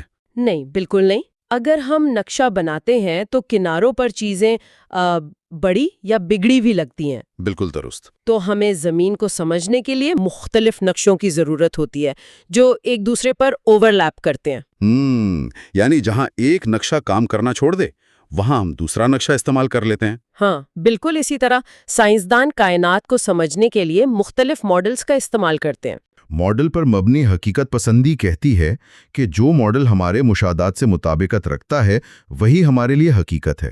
اچھا، یعنی ہماری موجودگی نے خود بخود اس کائنات کو منتخب کر لیا ہے جس کے قوانین زندگی کو سہارا دے سکتے ہیں۔ بالکل، ان دس کی طاقت 500 کائناتوں میں سے زیادہ تر میں تو زندگی بن ہی نہیں سکتی۔ ہاں، کہیں کشش ثقل بہت زیادہ ہوگی اور وہ سکڑ جائے گی، کہیں اتنی کم کہ ستارے ہی نہ بنے۔ جی، تو ہمارا مشاہدہ ہی وہ چیز ہے جو ہماری اس مخصوص حقیقت کو متعین کر رہا ہے۔ تو اگر ہم آج کی اس ساری گفتگو کو سمیٹیں تو اس چوتھے حصے میں ہم نے کامیابی کے ساتھ کائنات کے انتخاب اور اس کے مختلف ماڈلز کو تفصیل سے سمجھ لیا ہے۔ بالکل، ہم نے دیکھا کہ کائنات کی کوئی ایک تاریخ نہیں بلکہ ہر ممکنہ تاریخ بے وقت موجود ہے۔ ہاں، اور یہ جانا ہے کہ کائنات کی تشکیل میں اور اس کا ماضی چننے میں ہمارا بحیثیت مشاہدہ کار کتنا انوکھا اور اہم کردار ہے۔ یہ واقعی روایتی سوچ کو بدل دینے والا علم ہے۔ بالکل، تو ہمارے اس علمی سفر کے اگلے حصے میں ہم بات کریں گے چیپٹر 7 پر، یعنی دی اپیرنٹ میریکل۔ ظاہری معجزہ، یہ بھی بہت دلچسپ ہونے والا ہے۔ ہاں، وہاں قدرت کے ان قوانین کے ظاہری کمالات پر نظر ڈالی جائے گی جو زندگی کے لیے اتنے سازگار ہیں۔ کیا یہ محض اتفاق ہے یا کچھ اور؟ یہ جاننا دلچسپ ہوگا۔ بالکل، اس کا بے صبری سے انتظار رہے گا۔ لیکن آج کی گفتگو کو ختم کرنے سے پہلے ایک آخری خیال جو واقعی سوچنے پر مجبور کر دیتا ہے۔ جی بتائیے۔ اگر ایم تھیوری کے مطابق لا تعداد کائناتیں بغیر کسی بیرونی مداخلت کے خود بخود فزکس کے قوانین کے تحت وجود میں آ سکتی ہیں، اور ہمارا وجود محض ان بے شمار کائناتوں میں سے ایک کا انتخاب ہے، تو کیا اس کا مطلب یہ ہے کہ کائنات کا بغور مشاہدہ کرنے والا یہ انسان کائنات کی ضرورت ہے؟ یہ ایک بہت گہرا سوال ہے۔ ہاں، مطلب کیا کائنات کو انسان کی ضرورت ہے تاکہ وہ اپنے ہونے کا ثبوت دے سکے؟ ذرا اس پر سوچئے گا۔ یہ ہمارا 5واں حصہ ہے۔ جی بالکل۔ اس حصے میں ہم بات کریں گے چیپٹر 7 دی اپیرنٹ میریکل، اور یہ موضوع واقعی دماغ کو چکرا دینے والا ہے۔ ہاں، بظاہر ایک معجزہ۔ یہ ایک ایسا تصور ہے جو سائنس اور فلسفے دونوں کی سرحدوں کو چھوتا ہے۔ بالکل، دیکھیں، اس نشست کا ہمارا اصل مقصد یہ ہے کہ ہم اسٹیفن ہاکنگ کی جو تحریریں ہیں ان کی روشنی میں یہ کھوج لگائیں کہ کائنات کے قوانین آخر زندگی کے لیے اتنے موزوں کیوں ہیں۔ مطلب یہ سوال تو ہر کسی کے ذہن میں آتا ہے نا؟ ہاں بالکل آتا ہے، ہر باشعور انسان یہ سوچتا ہے۔ یعنی اگر ہم کائنات کے آغاز کو دیکھیں تو اس کے بنیادی قوانین اور قوتوں کا جو توازن ہے وہ اگر ایک اعشاریہ کے کروڑویں حصے جتنا بھی مختلف ہوتا تو ہم یہاں بیٹھ کر آج یہ تجزیہ نہ کر رہے ہوتے۔ بالکل صحیح کہا آپ نے، ہم سرے سے موجود ہی نہ ہوتے۔ تو یہی تجسس ہے کہ کیا ہماری یہ کائنات جو ایک پرفیکٹ نظام پر چل رہی ہے، کیا یہ محض ایک حیرت انگیز اتفاق ہے، یا کیا جدید سائنس کے پاس اس کا کوئی ٹھوس اور منطقی جواب موجود ہے؟ دیکھیں، اس معمے کی گہرائی تک پہنچنے کے لیے ہمیں سب سے پہلے کائنات کے اس آپریٹنگ سسٹم کو سمجھنا ہوگا۔ میرا مطلب ہے وہ سسٹم جو سب کچھ کو کنٹرول کر رہا ہے۔ اچھا، آپ ان 4 بنیادی قوتوں کی بات کر رہے ہیں؟ جی ہاں، بالکل۔ ہم اکثر اپنی روزمرہ کی زندگی میں ان طبعی قوانین کو ایک طے شدہ حقیقت مان لیتے ہیں کہ بس یہ تو ایسے ہی ہیں، لیکن ہاکنگ بہت واضح کرتے ہیں کہ یہ کائنات دراصل محض 4 بنیادی قوتوں کے ایک انتہائی نازک توازن پر کھڑی ہے۔ نازک توازن، صحیح۔ ان میں سے پہلی قوت جو ہے وہ کشش ثقل یعنی گریوٹی ہے، اور دلچسپ بات بتاؤں آپ کو، یہ ان 4 قوتوں میں سب سے کمزور قوت ہے۔ ذرا رکیے 1 منٹ، گریوٹی سب سے کمزور قوت ہے؟ ہاں بالکل، یہ سننے میں عجیب لگتا ہے لیکن یہ سچ ہے۔ نہیں، مطلب اگر گریوٹی سب سے کمزور ہے تو پھر یہ پورے نظام شمسی کو کیسے باندھ کر رکھتی ہے؟ میرا مطلب ہے باقی قوتیں جیسے وہ الیکٹرو میگنیٹزم ہے، وہ تو سنا ہے گریوٹی سے خربوں گنا زیادہ طاقتور ہے۔ خربوں گنا، بالکل۔ بظاہر تو ہمیں یہی لگتا ہے نا کہ گریوٹی ہی ہماری کائنات پر حاوی ہے۔ یہ بہت ہی کمال کا سوال ہے۔ اصل میں اس کی بنیادی وجہ چارجز کا توازن اور ان کا آپس میں کینسل ہو جانا ہے۔ کینسل ہو جانا یعنی وہ ایک دوسرے کا اثر ختم کر دیتے ہیں؟ جی بالکل۔ دیکھیں، الیکٹرو میگنیٹزم جو کہ دوسری بنیادی قوت ہے، وہ صرف ان ذرات پر اثر انداز ہوتی ہے جن پر الیکٹرک چارج ہوتا ہے، اور یہ تو فزکس کا بنیادی اصول ہے نا کہ مثبت اور منفی یعنی پازیٹیو اور نیگیٹو چارجز ایک دوسرے کو اپنی طرف کھینچتے ہیں۔ ہاں، اپوزٹ اٹریکٹ کرتے ہیں۔ بالکل، اور ایک جیسے چارجز ایک دوسرے کو دور دھکیلتے ہیں۔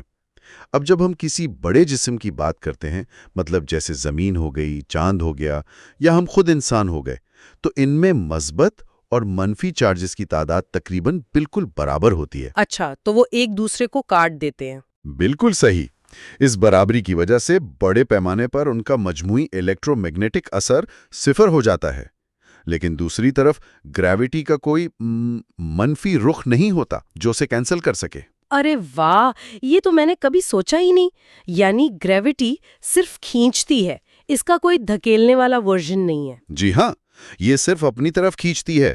تو اس لیے جب مادہ وسیع پیمانے پر اکٹھا ہوتا ہے نا، تو کشش ثقل بس جمع ہوتی چلی جاتی ہے، اور اسی لیے ستاروں، سیاروں اور کہکشاؤں کی سطح پر یہ سب سے بڑی قوت بن کر ابھرتی ہے۔ کیا بات ہے، یہ تو واقعی ایک زبردست وضاحت ہے۔ یعنی اگر ہم اسے یوں کہیں کہ الیکٹرو میگنیٹزم مائکرو سطح پر راج کرتی ہے، جیسے ہمارے خلیوں کی کیمسٹری ہو گئی، یا مالیکیولز کا بننا ہو گیا، یا ہمارے اعصابی نظام میں سگنلز کا دوڑنا ہو گیا، تو یہ سب اس الیکٹرو میگنیٹک فورس کے مرہون منت ہے۔ بالکل، وہ چھوٹے پیمانے کی بادشاہ ہے۔ صحیح، جبکہ گریوٹی جو ہے وہ کائنات کا بڑا بیرونی ڈھانچہ ترتیب دیتی ہے۔ یہ تو ہو گئیں 2 قوتیں۔ اب باقی 2 قوتوں کے بارے میں ماخذ بتاتا ہے کہ وہ ایٹم کے مرکز یعنی نیوکلیس کے اندر کام کرتی ہیں۔ جی، وہ دونوں نیوکلیئر فورسز ہیں۔ تو ان کا ہماری روزمرہ کی زندگی یا یوں کہیں کہ ہمارے وجود سے کیا تعلق ہے؟ وہ تو بہت چھوٹی سطح پر ہوتی ہے نا؟ اصل میں ان کا تعلق ہماری زندگی اور وجود سے سب سے زیادہ گہرا ہے۔ دیکھیں، تیسری قوت جسے اسٹرانگ نیوکلیئر فورس کہا جاتا ہے، اس کا کام بہت اہم ہے۔ ابھی ہم نے بات کی نا کہ ایک جیسے چارجز ایک دوسرے کو دور دھکیلتے ہیں۔ ہاں، پازیٹیو کو دھکیلتا ہے۔ بالکل۔ اب ذرا ایٹم کے مرکز کا تصور کریں۔ وہاں بہت سارے پروٹونز ایک ساتھ موجود ہوتے ہیں، اور ان سب پر مثبت چارج ہوتا ہے۔ اوہ صحیح، تو الیکٹرو میگنیٹزم کے اصول کے مطابق تو انہیں ایک دوسرے کو شدت سے دھکیلنا چاہیے۔ بالکل دھکیلنا چاہیے، اتنی شدت سے دھکیلنا چاہیے کہ ایٹم کا مرکز فوراً دھماکے سے بکھر جائے، لیکن ایسا نہیں ہوتا۔ اور وہ اسٹرانگ فورس کی وجہ سے ہے؟ جی، یہ اسٹرانگ نیوکلیئر فورس ہی ہے جو الیکٹرو میگنیٹزم سے بھی زیادہ طاقتور ہوتی ہے، اور ان پروٹونز کو آپس میں انتہائی مضبوطی سے جکڑ کر رکھتی ہے۔ یعنی اگر یہ اسٹرانگ فورس نہ ہو تو ایٹم نام کی کوئی چیز وجود ہی نہ رکھے، سب کچھ بکھر جائے۔ بالکل، سب بکھر جائے، اور ہاکنگ نے اس کی مقدار کے حوالے سے ایک بڑی دلچسپ بات لکھی ہے۔ ہاں، میں وہی سوچ رہی تھی، ماخذ میں لکھا ہے کہ اگر یہ فورس تھوڑی سی بھی مختلف ہوتی جی، اگر یہ اسٹرانگ فورس صرف 2% مطلب جسٹ 2% کمزور ہوتی تو کائنات میں ہائیڈروجن کے علاوہ کوئی اور عنصر بن ہی نہ پاتا۔ اوف، صرف 2% کا فرق، یعنی پھر تو کاربن نہ ہوتی، آکسیجن نہ ہوتی۔ بالکل، اور جس کا سیدھا سا مطلب ہے کہ زندگی کا وجود ہی ناممکن ہوتا۔ یہ تو واقعی رونگٹے کھڑے کر دینے والی بات ہے۔ لیکن پھر چوتھی قوت بھی تو ہے، ویک نیوکلیئر فورس، اس کا کیا کردار ہے؟ یہ چوتھی قوت اس سے بھی زیادہ حیران کن ہے۔ اسے ویک نیوکلیئر فورس کہتے ہیں اور یہ تابکاری یعنی ریڈیو ایکٹیویٹی کا باعث بنتی ہے۔ اچھا، لیکن تابکاری کو تو ہم عام طور پر ایک خطرناک، تباہ کن چیز سمجھتے ہیں نا، مطلب کینسر اور ایٹم بم والا تصور ذہن میں آتا ہے۔ بالکل، عام تاثر یہی ہے، لیکن ہاکنگ سمجھاتے ہیں کہ یہ کائنات میں زندگی کے پنپنے کے لیے انتہائی ضروری ہے۔ میں بتاتا ہوں کیسے۔ ستاروں کے اندر، جیسے ہمارے سورج میں، ہائیڈروجن مل کر ہیلیم بناتی ہے اور روشنی خارج ہوتی ہے، لیکن زندگی کے لیے جو بھاری عناصر درکار ہیں، جیسے کاربن، لوہا اور آکسیجن، جو ہمارے جسموں میں بھی موجود ہیں۔ بالکل، وہ عناصر ستاروں کے مرکز میں بنتے ہیں۔ اب سوال یہ ہے کہ یہ عناصر ستاروں کے اندر سے نکل کر ان سیاروں اور بالآخر ہمارے جسموں تک کیسے پہنچے؟ وہ تو ستارے کے اندر قید ہے۔ جی، تو یہیں پر یہ ویک فورس اپنا کمال دکھاتی ہے۔ یہ قوت ستاروں کی موت، یعنی جو سپر نووا دھماکے ہوتے ہیں، ان میں ایک کلیدی کردار ادا کرتی ہے۔ اچھا، یعنی دھماکہ اس فورس کی وجہ سے ہوتا ہے؟ بالکل، اگر یہ ویک فورس نہ ہوتی تو یہ ستارے کبھی نہ پھٹتے اور زندگی کے لیے ضروری عناصر ہمیشہ کے لیے ان ستاروں کے مرکز میں ہی قید رہ جاتے۔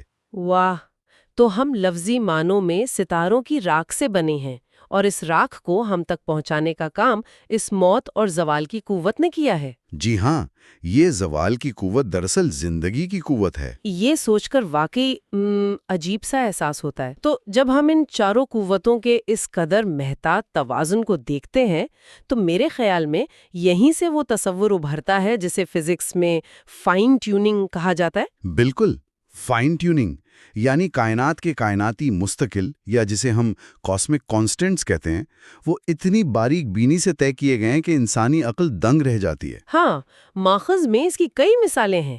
مطلب نہ صرف ان قوتوں کی طاقت بلکہ کائنات کے پھیلاؤ کی رفتار بھی تو اسی فائن ٹیوننگ کا حصہ ہے نا۔ 100%۔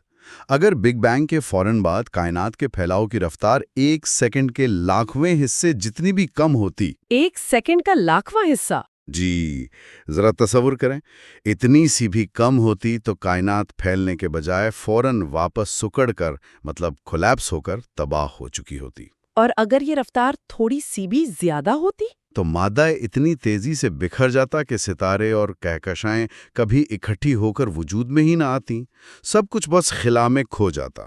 دیکھیں، اس ساری حساسیت کو سمجھنے کے لیے نا میں ایک تمثیل کا استعمال کرنا چاہوں گی جو میرے ذہن میں آ رہی ہے۔ جی جی، ضرور بتائیں۔ یہ ایسا ہی ہے جیسے کوئی پرانے دور کے اینالاگ ریڈیو کے ڈائل کو گھما رہا ہو۔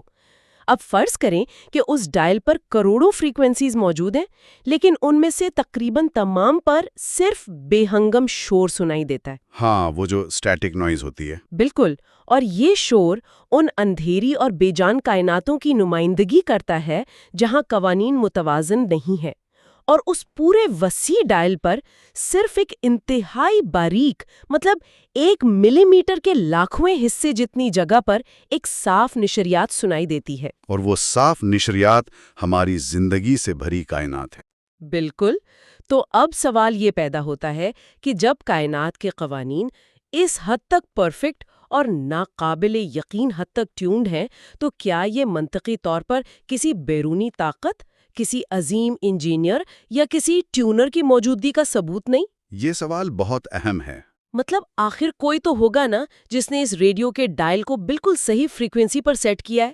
اپنے آپ تو اتنا پرفیکٹ سیٹ نہیں ہو سکتا۔ دیکھیں، یہ ایک انتہائی فطری رد عمل ہے، اور آپ کو حیرت ہوگی کہ انسانی تاریخ کے سب سے مایہ ناز ذہن بھی اسی نتیجے پر پہنچے تھے۔ اچھا، کون کون؟ ماضی میں کیپلر، گیلیلیو اور خود آئزک نیوٹن جیسے سائنسدانوں کا بھی یہی ماننا تھا کہ یہ قوانین اتنے پرفیکٹ ہیں کہ انہیں کسی مافوق الفطرت ہستی یا کسی خدا نے ہی ترتیب دیا ہے۔ نیوٹن کا بھی یہی خیال تھا؟ ارے نیوٹن کا تو یہاں تک ماننا تھا کہ نظام شمسی میں اگر کوئی گڑبڑ پیدا ہوتی ہے تو خدا خود اس میں مداخلت کر کے اسے ٹھیک کرتا ہے۔ واہ، یہ تو مجھے معلوم نہیں تھا۔ لیکن پھر ہاکنگ کی کتاب اس بارے میں کیا کہتی ہے؟ ہاکنگ اپنی کتاب میں دلیل دیتے ہیں کہ اگر ہم اس فائن ٹیوننگ کو محض ایک معجزہ مان کر اپنی تحقیق روک دیں تو ہم دراصل ایک معمے پر پردہ ڈالنے کے لیے دوسرے معمے کا سہارا لے رہے ہوتے ہیں۔ یعنی ہم سوال پوچھنا بند کر دیتے ہیں؟ بالکل۔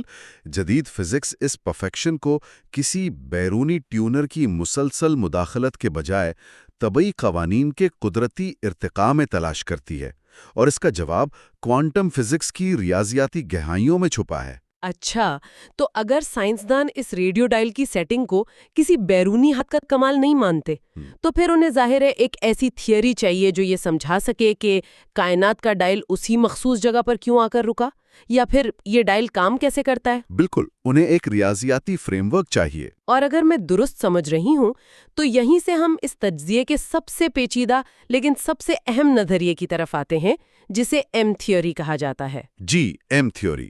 یہ تھیوری جدید سائنس کی اب تک کی سب سے بڑی پیش رفت سمجھی جا سکتی ہے۔ میں نے اس کا نام تو سنا ہے، یہ اصل میں ہے کیا؟ دیکھیں، دہائیوں سے ماہرین طبیعت ایک ایسی حتمی تھیوری کی تلاش میں تھے جسے تھیوری آف ایوری تھنگ کہا جاتا ہے۔ یعنی ایک ایسی اکلوتی مساوات جو کشش ثقل والے بڑے پیمانے کو کوانٹم فزکس کے چھوٹے مائکرو قوانین کے ساتھ جوڑ سکے، جو کہ اب تک الگ الگ کام کرتے ہیں۔ بالکل۔ تو آج کے دور میں اس کا سب سے مضبوط اور شاید واحد امیدوار یہی ایم تھیوری ہے۔ لیکن ہاکنگ بتاتے ہیں کہ ایم تھیوری نے سائنسدانوں کے اس پرانے خواب کو تھوڑا سا تبدیل کر دیا ہے۔ تبدیل کر دیا ہے؟ کیسے؟ وہ خواب تھا نا کہ ایک ہی سنگل مساوات ہر چیز کی وضاحت کر دے۔ ایم تھیوری ویسے کام نہیں کرتی۔ اس کے بجائے یہ دراصل مختلف نظریات کا ایک وسیع اور پیچیدہ نیٹ ورک ہے۔ مختلف نظریات کا نیٹ ورک؟ یہ بات تو تھوڑی عجیب لگتی ہے۔ کیوں عجیب لگتی ہے؟ میرا مطلب ہے ایک حتمی تھیوری کا تو مطلب ہی یہ ہونا چاہیے نا کہ وہ اکیلی ہر چیز کی مکمل تصویر پیش کرے۔ یہ نیٹ ورک والی بات کیسے کام کرتی ہے؟ اچھا، اسے سمجھانے کے لیے کتاب میں دنیا کے نقشوں کی ایک بہت ہی شاندار اور بصری مثال دی گئی ہے۔ نقشوں کی مثال؟ جی، دیکھیں، اگر ہم پوری گول زمین کو ایک سیدھے اور فلیٹ کاغذ پر دکھانا چاہیں، جسے ہم عام طور پر مرکیٹر پروجیکشن کہتے ہیں۔ ہاں، وہ جو عام دنیا کا نقشہ دیواروں پر لگا ہوتا ہے۔ بالکل وہی۔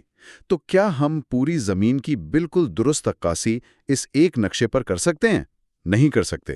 جب ہم ایسا کرتے ہیں تو قطب شمالی اور قطب جنوبی کے قریب کے علاقے جیسے کہ گرین لینڈ وہ حقیقت سے بہت زیادہ بڑے اور بکھرے ہوئے نظر آتے ہیں۔ ہاں، میں نے غور کیا ہے، گرین لینڈ نقشے میں افریقہ جتنا بڑا لگتا ہے، حالانکہ اصل میں ایسا نہیں ہے۔ بالکل۔ تو پوری زمین کی بالکل درست اور بغیر کسی بگاڑ کے عکاسی کرنے کے لیے ہمیں نقشوں کا ایک مجموعہ درکار ہوتا ہے۔ اچھا، یعنی الگ الگ نقشے۔ جی، ہر نقشہ زمین کے ایک خاص حصے کی بالکل درست نمائندگی کرتا ہے، اور جہاں دو نقشوں کی سرحدیں آپس میں ملتی ہیں نا، وہ بالکل ایک جیسا منظر دکھاتے ہیں اور ایک دوسرے میں ضم ہو جاتے ہیں۔ ایم تھیوری بھی بالکل اسی طرح کام کرتی ہے۔ کیا کمال کی مثال دی ہے ماخذ نے! یہ تو بہت واضح ہو گیا۔ یعنی کائنات کے حالات اتنے متنوع اور مختلف ہیں کہ کشش ثقل والے بڑے پیمانے اور کوانٹم فزکس والے چھوٹے پیمانے کو کسی ایک ریاضیاتی فریم میں قید نہیں کیا جا سکتا۔ بالکل صحیح سمجھی ہیں آپ۔ لیکن ایم تھیوری کے بارے میں جو چیز مجھے سب سے زیادہ چکراتی ہے وہ اس کی جہتیں یعنی ڈائمینشنز ہیں۔ او ہاں، ڈائمینشنز، وہ تو سب کو چکراتی ہیں۔ مطلب ہم اپنی روزمرہ کی زندگی میں صرف 3 مکانی جہتوں سے واقف ہیں، یعنی لمبائی، چوڑائی اور اونچائی، اور ایک وقت کی جہت ہو گئی۔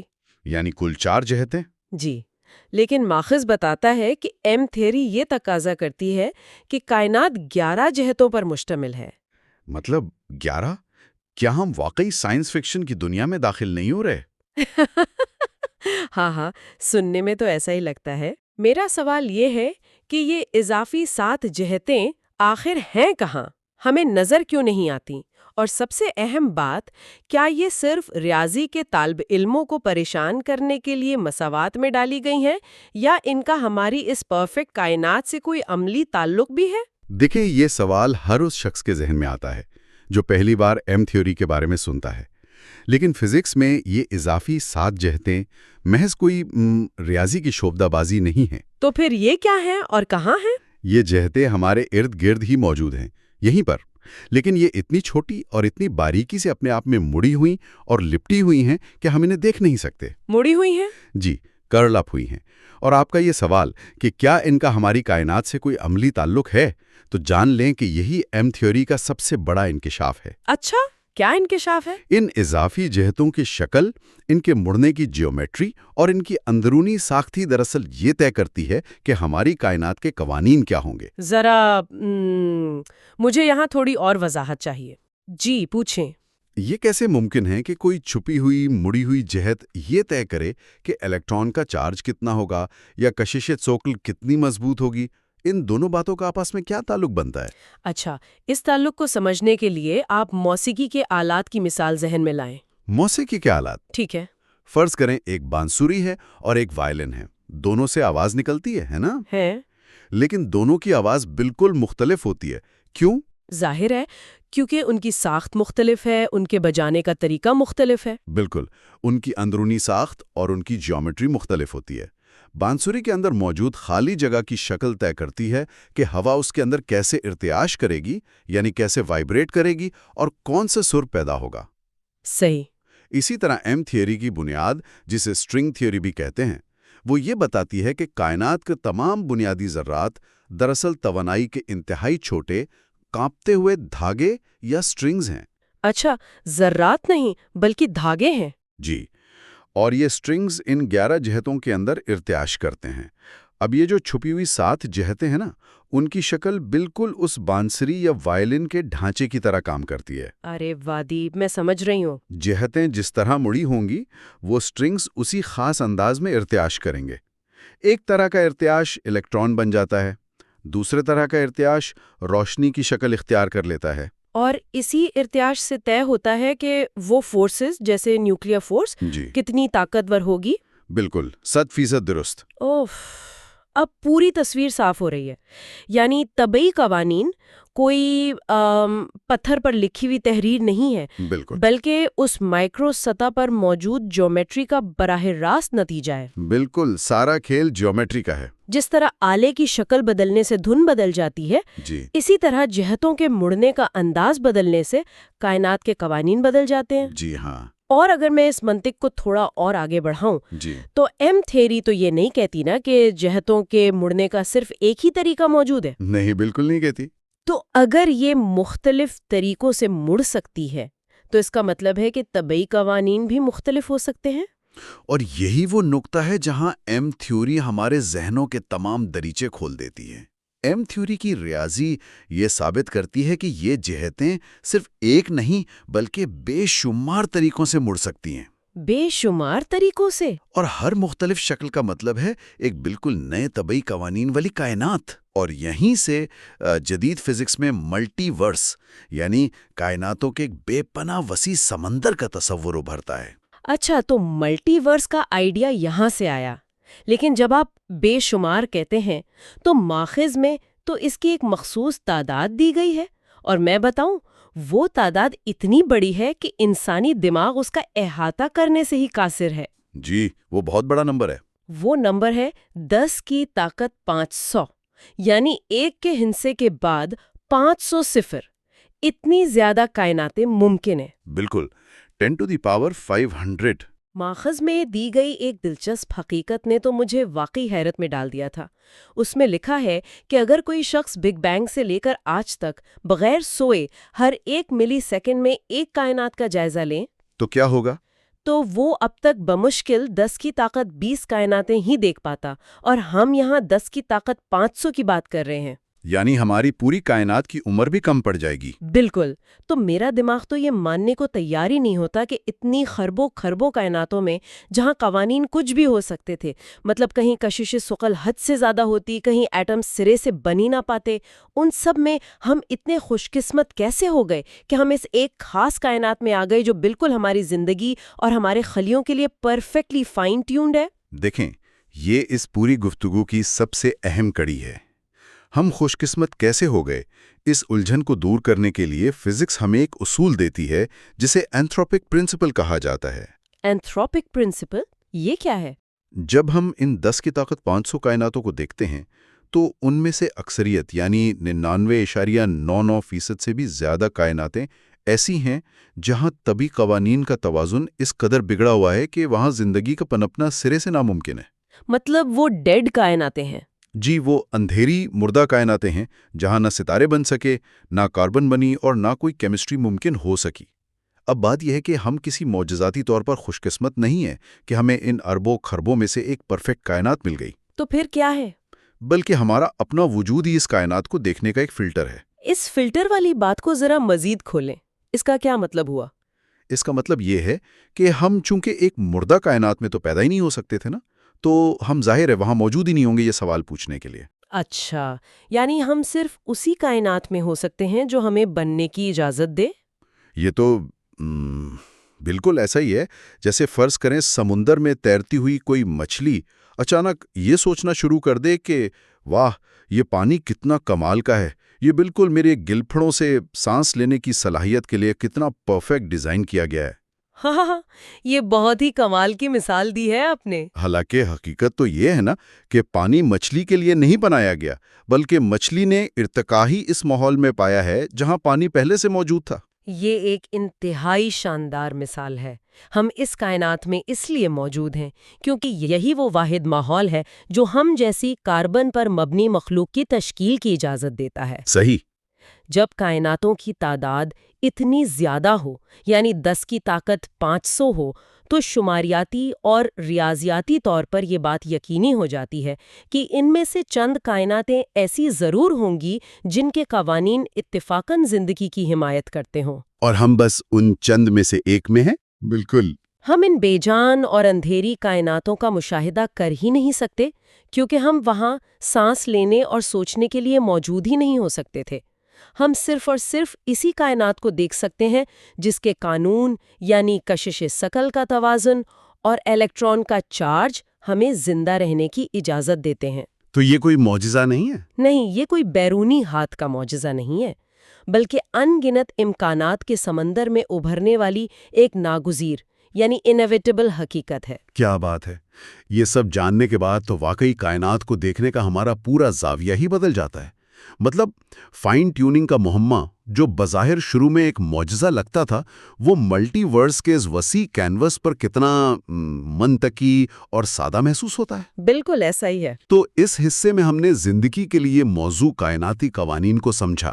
ہم نے کھوج لگائی کہ کس طرح کشش ثقل اور نیوکلیئر فورسز مل کر وہ توازن بناتی ہیں جو ہماری رگوں میں دوڑنے والے عناصر کی تخلیق کا باعث بنتی ہیں۔ جی، ستاروں کی راکھ سے لے کر انسان تک کا سفر نا، کہ 11 جہتوں کی پیچیدہ جیومیٹری کس طرح ان قوانین کی شکل طے کرتی ہے، اور آخر میں ہم نے یہ سمجھا کہ فائن ٹیوننگ اور ملٹی ورس کس طرح اس کائناتی معجزے کی سائنسی پرتیں کھولتے ہیں۔ بہت خوبصورتی سے سمیٹا ہے آپ نے۔ اگلے حصے میں ہم بات کریں گے چیپٹر 8 دا گرینڈ ڈیزائن۔ لیکن اس سے پہلے کہ ہم آج کی گفتگو کو سمیٹیں، میں اپنے سننے والوں کے لیے ایک سوال چھوڑ کر جانا چاہتی ہوں۔ ضرور۔ ذرا اس بات پر غور کریں، اگر واقعی 10 کی طاقت 500 کائناتیں موجود ہیں اور ایم تھیوری ہمیں بتاتی ہے کہ جہتوں کے مختلف انداز میں مڑنے سے بالکل مختلف طبعی قوانین جنم لے سکتے ہیں، تو کیا ایسا ممکن ہے کہ کسی اور کائنات میں جہاں کشش ثقل منفی ہو یا جہاں کاربن کے بجائے کسی اور عنصر کی کیمسٹری راج کرتی ہو، وہاں زندگی کی کوئی ایسی حیران کن اور عجیب و غریب شکل موجود ہو جس کا ہم انسان اپنی موجودہ سوچ کے ساتھ تصور بھی نہیں کر سکتے؟ ذرا تصور کریں کہ میں یہ کہوں کہ ہمارا وجود یا ان اربوں ستاروں اور کہکشاؤں کا وجود کسی عظیم الشان منصوبے یا کسی کارگر کی محنت کا نتیجہ نہیں ہے۔ اچھا۔ ہاں، بلکہ یہ سب محض ایک ریاضیاتی مجبوری تھی، یعنی فزکس کے چند ٹھوس قوانین اور خاص طور پر گریوٹی کا ایک بالکل آٹومیٹک نتیجہ۔ صحیح، یہ تو بہت بڑا دعویٰ ہے۔ بالکل۔ کیا یہ بات ہضم کرنا آسان ہے؟ یہ ایک ایسا دعویٰ ہے جو صدیوں کے انسانی عقائد کی بنیادیں ہلا دیتا ہے۔ تو چلیں اس بات کی تہہ تک پہنچتے ہیں۔ بالکل، آج کا موضوع واقعی بہت گہرا ہے۔ ہم اس تفصیلی جائزے کے چھٹے اور آخری حصے میں ہیں۔ پچھلے حصوں میں ہم نے کوانٹم فزکس اور ریلیٹیوٹی کو سمجھا تھا۔ آج ہم اسٹیفن ہاکنگ کی کتاب کے آخری اور سب سے دھماکہ خیز باب کا نچوڑ نکال رہے ہیں۔ جس کا نام ہی دی گرینڈ ڈیزائن ہے، یعنی ایک عظیم خاکہ۔ تھا ہی نہیں۔ ہاں، بلکہ خود اس دنیا کے اصول اور وہ قوانین تھے جن پر وہ ناول کھڑا تھا۔ صحیح کہا۔ تو اس آخری حصے میں ہمارا مقصد یہی ہے کہ ہم اس مرکزی نظریے کو واضح کریں کہ کائنات آخر وجود میں آئی کیسے۔ یہ جاسوسی ناول والی مثال واقعی اس صورتحال پر بالکل پوری اترتی ہے۔ اس آخری باب میں ہم دراصل یہ سمجھنے کی کوشش کر رہے ہیں کہ کیسے جدید سائنس اور خاص طور پر گریوٹی یعنی کشش ثقل کا قانون کائنات کے وجود کی مکمل وضاحت کرنے کی صلاحیت رکھتا ہے۔ مکمل وضاحت، بنا کسی باہر کی طاقت کے۔ جی ہاں، کتاب کا یہ حصہ ایک بہت جرت مندانہ دعویٰ کرتا ہے کہ اس کائنات کو عدم سے وجود میں لانے کے لیے کسی مافوق الفطرت ہستی کی یعنی کسی سپر نیچرل طاقت کی قطعی کوئی ضرورت نہیں تھی۔ اچھا، یعنی فزکس کے قوانین خود اتنے کافی ہیں؟ بالکل، طبعی قوانین بذات خود اتنے مکمل ہیں کہ وہ کچھ نہ ہونے سے سب کچھ تخلیق کر سکتے ہیں۔ یہ تھیوری ہمیں سکھاتی ہے کہ کائنات کیوں بنی، اور اسے سمجھنے کے لیے ہمیں کائنات سے باہر کسی چیز کو دیکھنے کی ضرورت نہیں ہے۔ واو! یہ تو یہیں سے کتاب کا وہ پہلا اور شاید سب سے متنازع دعویٰ سامنے آتا ہے۔ کتاب کے بالکل آغاز میں ہی ہاکنگ نے ایک اعلان کر دیا ہے کہ فلسفہ اب مر چکا ہے۔ ہاں، فلسفی از ڈیڈ، یہ جملہ بہت مشہور ہوا۔ ویٹ، ذرا رکیے، یہ تو کسی سائنسدان کی طرف سے بہت ہی مغرورانہ بات لگتی ہے۔ میرا مطلب ہے، صدیوں سے انسان یہ سوالات پوچھتا آیا ہے کہ ہم یہاں کیوں ہیں، کائنات کیوں ہے؟ صحیح بات ہے۔ اور ان سوالوں کے جوابات ہمیشہ فلسفے کے میدان میں ہی تو تلاش کیے گئے ہیں نا۔ تو ایک فزسسٹ اچانک یہ کیسے کہہ سکتا ہے کہ فلسفہ ختم ہو گیا؟ بظاہر یہ بات واقعی مغرورانہ لگتی ہے، لیکن اس کے پیچھے ایک بہت گہری سائنسی مایوسی چھپی ہے۔ ہاکنگ کا کہنا یہ ہے کہ روایتی فلسفے نے جدید سائنس، خاص طور پر کوانٹم فزکس کی تیز رفتار ترقی کا ساتھ نہیں دیا۔ اچھا، یعنی فلاسفر سائنس سے پیچھے رہ گئے؟ ایک طرح سے ہاں، ماضی میں علم حاصل کرنا براہ راست مشاہدے اور انسانی منطق تک محدود تھا۔ جو کچھ آنکھوں نے دیکھا اسے حقیقت مان لیا گیا۔ لیکن 20ویں صدی میں جب سائنسدانوں نے ایٹم کے اندر جھانکا تو پتہ چلا کہ وہاں کی دنیا ہمارے عام مشاہدات سے بالکل مختلف ہے۔ ہاں، ہم نے پچھلے حصوں میں بھی دیکھا تھا کہ کوانٹم لیول پر چیزیں کتنی عجیب ہوتی ہیں۔ بالکل، کوانٹم لیول پر چیزیں ایک ہی وقت میں دو جگہوں پر ہو سکتی ہیں، اور یہاں رچرڈ فائمن کی تحقیق کا ذکر لازمی آتا ہے۔ فائمن کا کوانٹم نظریہ یہ بتاتا ہے کہ کسی بھی ذرے یا یہاں تک کہ کائنات کی بھی کوئی ایک متعین یا سنگل تاریخ نہیں ہوتی۔ ویٹ، سنگل تاریخ نہیں ہوتی؟ اس کا کیا مطلب ہوا؟ مطلب جب تک ہم کسی چیز کا مشاہدہ نہیں کرتے وہ ہر ممکنہ حالت میں اور ہر ممکنہ تاریخ پر بائک وقت موجود ہوتی ہے۔ فلسفہ اس عجیب و غریب حقیقت کو اپنے پرانے ٹولز کے ساتھ نہیں سمجھ سکتا، اس لیے اس نے کہا کہ اب سائنسدان ہی علم کی مشال اٹھائے ہوئے ہیں۔ تو اس کا مطلب ہے کہ حقیقت کوئی سیدھی لکیر نہیں ہے جسے ہم ماضی سے حال تک آرام سے کھینچ سکیں۔ یہ تو بالکل کسی اپنی کہانی خود چنو یا چوز یور اون ایڈونچر والی کتاب کی طرح لگ رہا ہے۔ یہاں جو بات واقعی حیران کن ہے وہ یہ ہے کہ آپ کی یہ مثال بالکل ٹھیک ہے۔ ہر ممکنہ راستہ بیک وقت وقوع پذیر ہو رہا ہے، اور جب ہم اسے دیکھتے ہیں تب جا کر کوئی ایک کہانی حقیقت کا روپ دھرتی ہے۔ لیکن یہ بات تو ہماری انسانی عقل اور عام روزمرہ کے تجربات سے بالکل ٹکراتی ہے۔ دیکھیں، اگر میں ایک کپ میز پر رکھتی ہوں تو وہ وہیں رہتا ہے نا، چاہے میں اسے دیکھوں یا نہ دیکھوں۔ صحیح کہا، اور یہ تضاد اس لیے محسوس ہوتا ہے کیونکہ ہماری کامن سینس ان تجربات پر مبنی ہے جو ہم اس بڑی نظر آنے والی دنیا میں کرتے ہیں۔ ہمارا دماغ لاکھوں سالوں کے ارتقاء کے نتیجے میں اس قابل ہوا ہے کہ وہ درختوں، پتھروں اور جانوروں جیسی بڑی چیزوں کو سمجھ سکے۔ ہاں، ایٹم کو سمجھنے کے لیے تو ہم ڈیزائن ہی نہیں ہوئے۔ ایگزیکٹلی، یہ دماغ ایٹم کی گہرائیوں یا کائنات کی وسعتوں کو فطری طور پر سمجھنے کے لیے بنا ہی نہیں ہے۔ اسی الجھن کو حل کرنے کے لیے کتاب میں ماڈل پر مبنی حقیقت یعنی ماڈل ڈیپینڈنٹ ریئلزم کا تصور پیش کیا گیا ہے۔ ماڈل ڈیپینڈنٹ ریئلزم، اس کو تھوڑا آسان الفاظ میں سمجھائیں۔ اسے سمجھنے کے لیے ہاکنگ کی گولڈ فش والی کمال کی مثال لیں۔ تصور کریں کہ ایک گولڈ فش مچھلیوں کے ایک گول پیالے یعنی فش بول کے اندر تیر رہی ہے۔ اچھا، وہ باہر کی دنیا کو اس پیالے کے مڑے ہوئے شیشے سے دیکھتی ہے۔ اس کے لیے باہر کی سیدھی لکیریں بھی مڑی ہوئی لگیں گی۔ تو اس کا مطلب ہے کہ اس مچھلی کی حقیقت مکمل طور پر مسخ شدہ ہے، وہ تو دنیا کو بالکل غلط دیکھ رہی ہے۔ یہیں پر ہاکنگ ہمیں رکنے کا کہتا ہے۔ اگر وہ گولڈ فش اتنی ذہین ہو کہ وہ اپنے اس مڑے ہوئے شیشے کی بنیاد پر فزکس کے قوانین بنا لے۔ اوہ، یعنی ایک سائنٹسٹ گولڈ فش؟ ہاں، اور وہ قوانین اس بات کی بالکل درست پیش گوئی کریں کہ باہر کی دنیا میں کیا ہونے والا ہے، تو کیا اس مچھلی کی حقیقت کو ہم غلط کہہ سکتے ہیں؟ ٹیکنیکلی تو اس کے حساب سے وہ ٹھیک ہی کام کر رہے ہیں۔ بالکل، سائنس کہتی ہے کہ نہیں، ہم اسے غلط نہیں کہہ سکتے۔ مطلق یا حتمی سچائی جیسی کوئی چیز نہیں ہوتی جسے ہم کائنات کے باہر کھڑے ہو کر دیکھ سکیں۔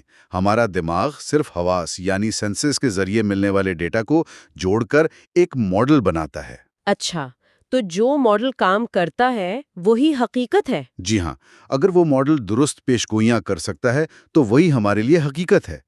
ہم انسان بھی کائنات کو اپنے ایک خاص انسانی ماڈل کے ذریعے ہی دیکھ رہے ہیں۔ یہ بات انسان کو واقعی گہری سوچ میں ڈال دیتی ہے۔ ہاں، اگر حقیقت صرف ہمارے دماغ کے بنائے ہوئے ماڈلز پر مبنی ہے اور مختلف ماڈلز ایک ہی واقعے کی درست پیشگوئی کر سکتے ہیں، تو پھر وہ کون سا حتمی ماڈل ہے؟ حتمی ماڈل سے آپ کی کیا مراد ہے؟ میرا مطلب ہے وہ کون سی ماسٹر کی ہے جو پوری کائنات کی ایٹم کی دنیا سے لے کر وسیع کہکشاؤں تک ہر چیز کی ایک ساتھ وضاحت کر سکتی ہے۔ سائنسدان تو دہائیوں سے اس تھیوری آف ایوری تھنگ کے پیچھے بھاگ رہے ہیں نا؟ بالکل بھاگ رہے ہیں، اور اس تلاش کا سب سے بہترین نتیجہ جو اب تک سامنے آیا ہے اسے ایم تھیوری کہا جاتا ہے۔ لیکن اس نظریے کی نوعیت روایتی نظریات سے بالکل مختلف ہے۔ مختلف کیسے؟ عام طور پر ہم سوچتے ہیں کہ ایک حتمی نظریہ کوئی ایک اکلوتی مساوات یعنی سنگل ایکویشن ہوگی جو شاید ایک ٹی شرٹ پر لکھی جا سکے۔ لیکن ایم تھیوری کوئی ایک نظریہ نہیں ہے، یہ مختلف نظریات کا ایک پورا خاندان یا نیٹ ورک ہے۔ اچھا، مختلف تھیوریز کا مجموعہ؟ جی، اسے نقشوں کی مثال سے بآسانی سمجھا جا سکتا ہے۔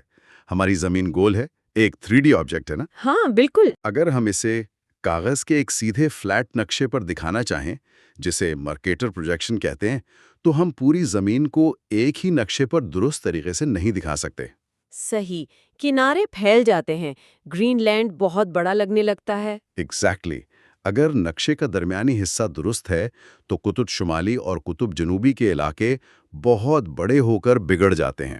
زمین کے مکمل اور درست تصویر دیکھنے کے لیے ہمیں کئی مختلف نقشوں کی ضرورت پڑتی ہے جو کناروں سے ایک دوسرے کے اوپر اوورلیپ کر رہے ہوں۔ تو ایم تھیوری کے اندر موجود مختلف تھیوریز بھی اسی طرح کام کرتی ہیں، یعنی جہاں ایک تھیوری کام کرنا چھوڑ دیتی ہے وہاں دوسری تھیوری اس کی جگہ لے لیتی ہے۔ آپ نے بالکل ٹھیک سمجھا، اور یہ سب مل کر کائنات کی مکمل تصویر بناتے ہیں۔ لیکن میں نے پڑھا ہے کہ ایم تھیوری کی شرائط بہت عجیب ہیں۔ یہ کہتی ہیں کہ ہم صرف 3 جدوتوں، میرا مطلب ہے 3 ڈائمینشنز میں نہیں رہ رہے۔ جی ہاں، ایم تھیوری کے کام کرنے کے لیے ضروری ہے کہ کائنات میں 11 ڈائمینشنز یعنی 11 جہاتیں ہوں۔ ہم عام طور پر صرف 4 کو محسوس کر سکتے ہیں۔ 4؟ 3 تو اسپیس کی ہو گئیں، لمبائی، چوڑائی اور اونچائی۔ چوتھی کون سی ہے؟ چوتھی وقت کی ڈائمینشن ہے۔ ایم تھیوری کے مطابق باقی جو 7 ڈائمینشنز ہیں وہ اتنی چھوٹی اور سمٹی ہوئی ہیں، وہ کوانٹم سطح پر اس طرح سے مڑی ہوئی ہیں کہ ہم انہیں دیکھ یا محسوس نہیں کر سکتے۔ تو اگر ہم انہیں دیکھ نہیں سکتے تو ان کا فائدہ کیا ہے؟ یہاں سب سے اہم بات یہ ہے کہ یہ پوشیدہ ڈائمینشنز کس طرح سے مڑتی اور سمٹتی ہیں۔ یہی وہ چیز ہے جو یہ طے کرتی ہے کہ کائنات میں فزکس کے قوانین کیا ہوں گے۔ ویٹ، اس کو تھوڑا مزید کھولیں۔ ایک ڈائمینشن کے مڑنے سے یہ کیسے طے ہوتا ہے کہ فزکس کا کوئی قانون کیسے کام کرے گا؟ اسے ایک بانسری یا کسی بھی ونڈ انسٹرومنٹ کی طرح سوچیں۔ بانسری کے اندر موجود خالی جگہ کی ساخت، اس کی لمبائی اور چوڑائی یہ طے کرتی ہے کہ اس میں سے ہوا گزرنے پر کیسی آواز نکلے گی۔ صحیح۔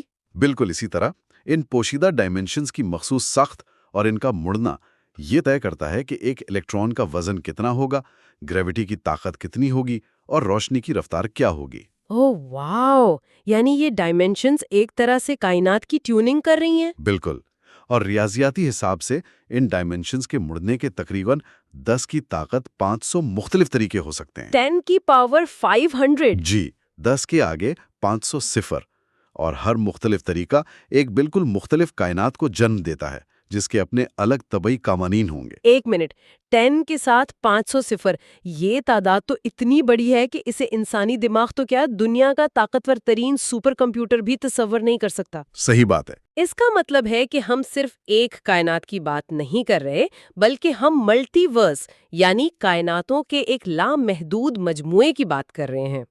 جی ہاں، انگنت کائناتیں۔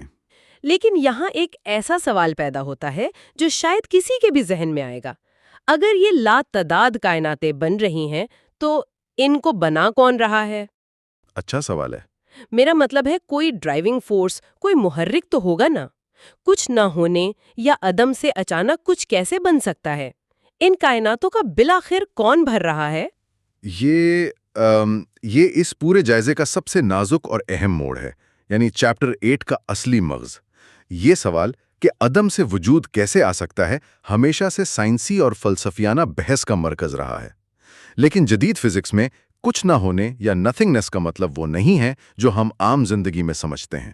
تو پھر فزکس میں نتھنگ کیا ہوتا ہے؟ دیکھیں، خلا یا ایمٹی اسپیس مکمل طور پر خالی نہیں ہوتی۔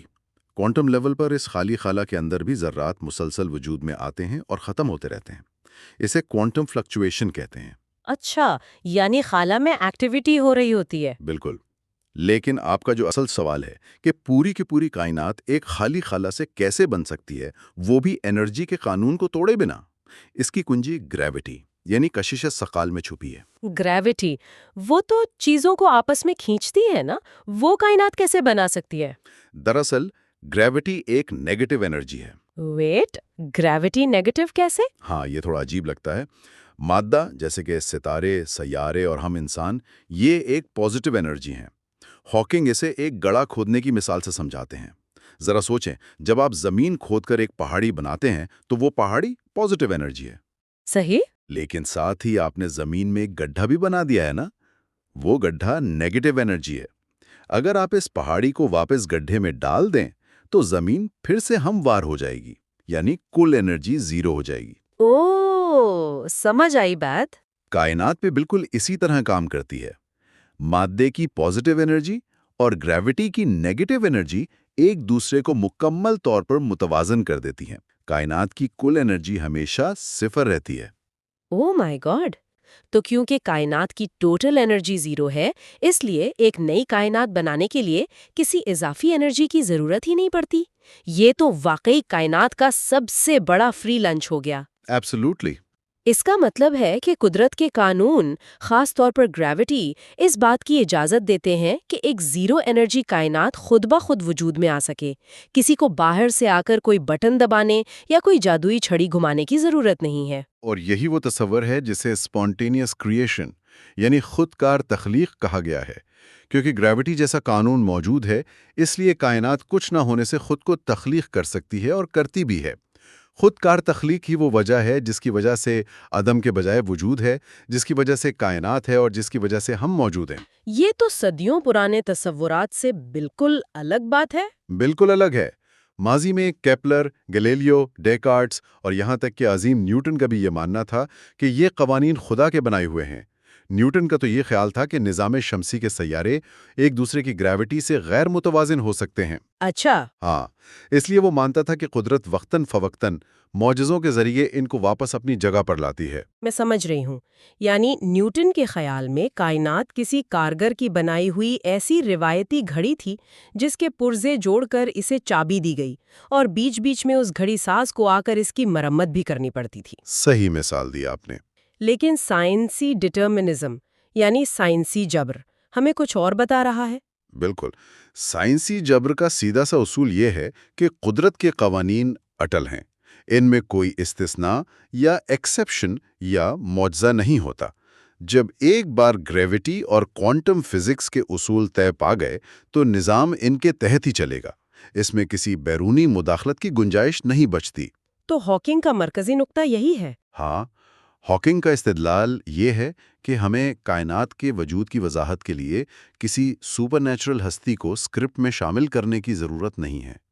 گریوٹی وہ آٹومیٹک میکینزم ہے جس کی وجہ سے اس کائنات کا وجود میں آنا ایک لازوال اور ناگزیر سائنسی عمل تھا۔ یہ قوانین خود اس کائنات کے معمار ہیں۔ چلیں اگر ہم یہ مان لیں کہ ان فزکس کے قوانین کی وجہ سے اربوں خربوں بلکہ 10⁻50 کائناتیں خود بخود بن رہی ہیں اور ہر کائنات کے اپنے عجیب و غریب قوانین ہیں، لیکن ایک سوال یہاں ذہن میں آتا ہے، پوچھئے۔ ان خربوں کائناتوں میں سے ہم اسی مخصوص کائنات میں کیوں ہیں؟ میرا مطلب ہے ہم کسی ایسی کائنات میں کیوں نہیں پیدا ہوئے جہاں گریوٹی اتنی زیادہ ہوتی کہ وہ کائنات بنتے ہی فوراً سکڑ کر تباہ ہو جاتی، یا گریوٹی اتنی کم ہوتی کہ مادہ کبھی اکٹھا ہی نہ ہو پاتا اور ستارے ہی نہ بنتے؟ یہ بہت عمدہ سوال ہے۔ اس بات کو سمجھنے کے لیے ہمیں پہلے یہ دیکھنا ہوگا کہ ہماری یہ مخصوص کائنات آخر ہے کیسی۔ صدیوں تک ایرسٹوٹل سے لے کر بہت سے جدید مفکرین تک یہ مانا جاتا تھا کہ کائنات ہمیشہ سے ایسی ہی مستحکم اور ٹھہری ہوئی تھی جیسی آج نظر آتی ہے۔ ہاں، پہلے تو لوگ یہی سمجھتے تھے۔ لیکن 1920 کی دہائی میں ایڈون ہبل نام کے ایک ماہر فلکیات نے ایک حیران کن دریافت کی۔ اس نے جب دور دراز کی کہکشاؤں کی روشنی کا مشاہدہ کیا تو پتہ چلا کہ وہ ہم سے دور جا رہی ہیں۔ صحیح۔ اور جو کہکشاں جتنی دور ہے وہ اتنی ہی زیادہ تیزی سے دور جا رہی ہے، یعنی کائنات پھیل رہی ہے۔ اس پھیلاؤ کو آرتھر ایڈنگٹن نے ایک بہت ہی زبردست مثال سے واضح کیا تھا۔ میں چاہوں گی کہ آپ اس غبارے والی مثال کو یہاں ضرور واضح کریں۔ ضرور۔ تصور کریں کہ ایک غبارہ ہے جس پر آپ نے مارکر سے کچھ نشان لگا دیے ہیں۔ یہ نشانات کہکشائیں ہیں۔ اب جب آپ اس غبارے میں ہوا بھرتے ہیں تو کیا ہوتا ہے؟ غبارہ پھیلتا ہے اور آپ دیکھیں گی کہ وہ تمام نشانات ایک دوسرے سے دور ہو رہے ہیں۔ کائنات بھی اسی طرح پھیل رہی ہے۔ وہ کسی پہلے سے موجود خالی خلا کے اندر نہیں پھیل رہی ہے، بلکہ خود کائنات کے اندر دو نقطوں یا دو کہکشاؤں کے درمیان کا فاصلہ بڑھ رہا ہے۔ خلا خود بڑی ہو رہی ہے۔ یعنی باؤنڈری موو نہیں کر رہی، اسپیس خود سٹریچ ہو رہی ہے۔ ایگزیکٹلی۔ اور منطق یہ کہتی ہے کہ اگر کائنات آج پھیل رہی ہے تو اگر ہم وقت کا پہیہ الٹا گھمائیں تو ماضی میں کائنات چھوٹی ہونی چاہیے۔ صحیح، پیچھے جائیں گے تو سب قریب آتا جائے گا۔ بالکل۔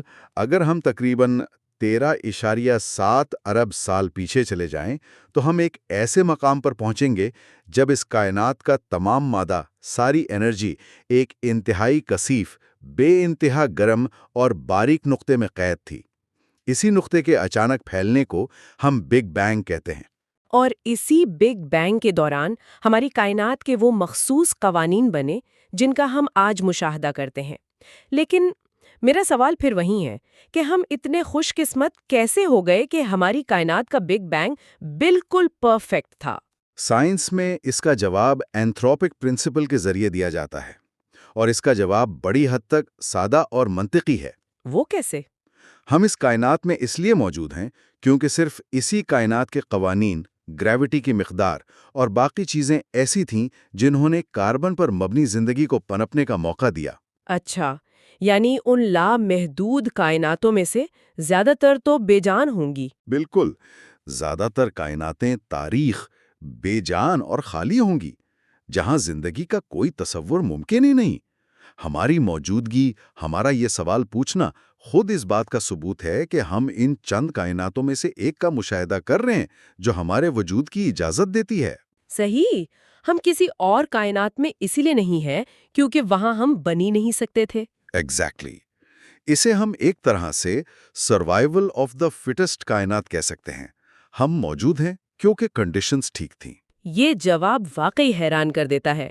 ہمارا وجود بظاہر ایک حادثہ لگ سکتا ہے، لیکن دراصل یہ قوانین طبیعت کے اس پورے لامحدود خاندان میں سے ایک مخصوص سیٹ کا نتیجہ ہے، جس نے ستاروں کو بننے، اربوں سال جلنے، پھر سپر نووا بن کر پھٹنے اور ان کے ملبے سے انسانوں جیسی پیچیدہ مخلوق کو بننے کا موقع دیا۔ بالکل، اور اسی شعور کی وجہ سے ہم جو اس کائنات کے حجم کے لحاظ سے ایک ریت کے ذرے سے بھی کروڑوں گنا چھوٹے ہیں، اس پوری کائنات کے کام کرنے کے اصولوں کو سمجھ سکتے ہیں۔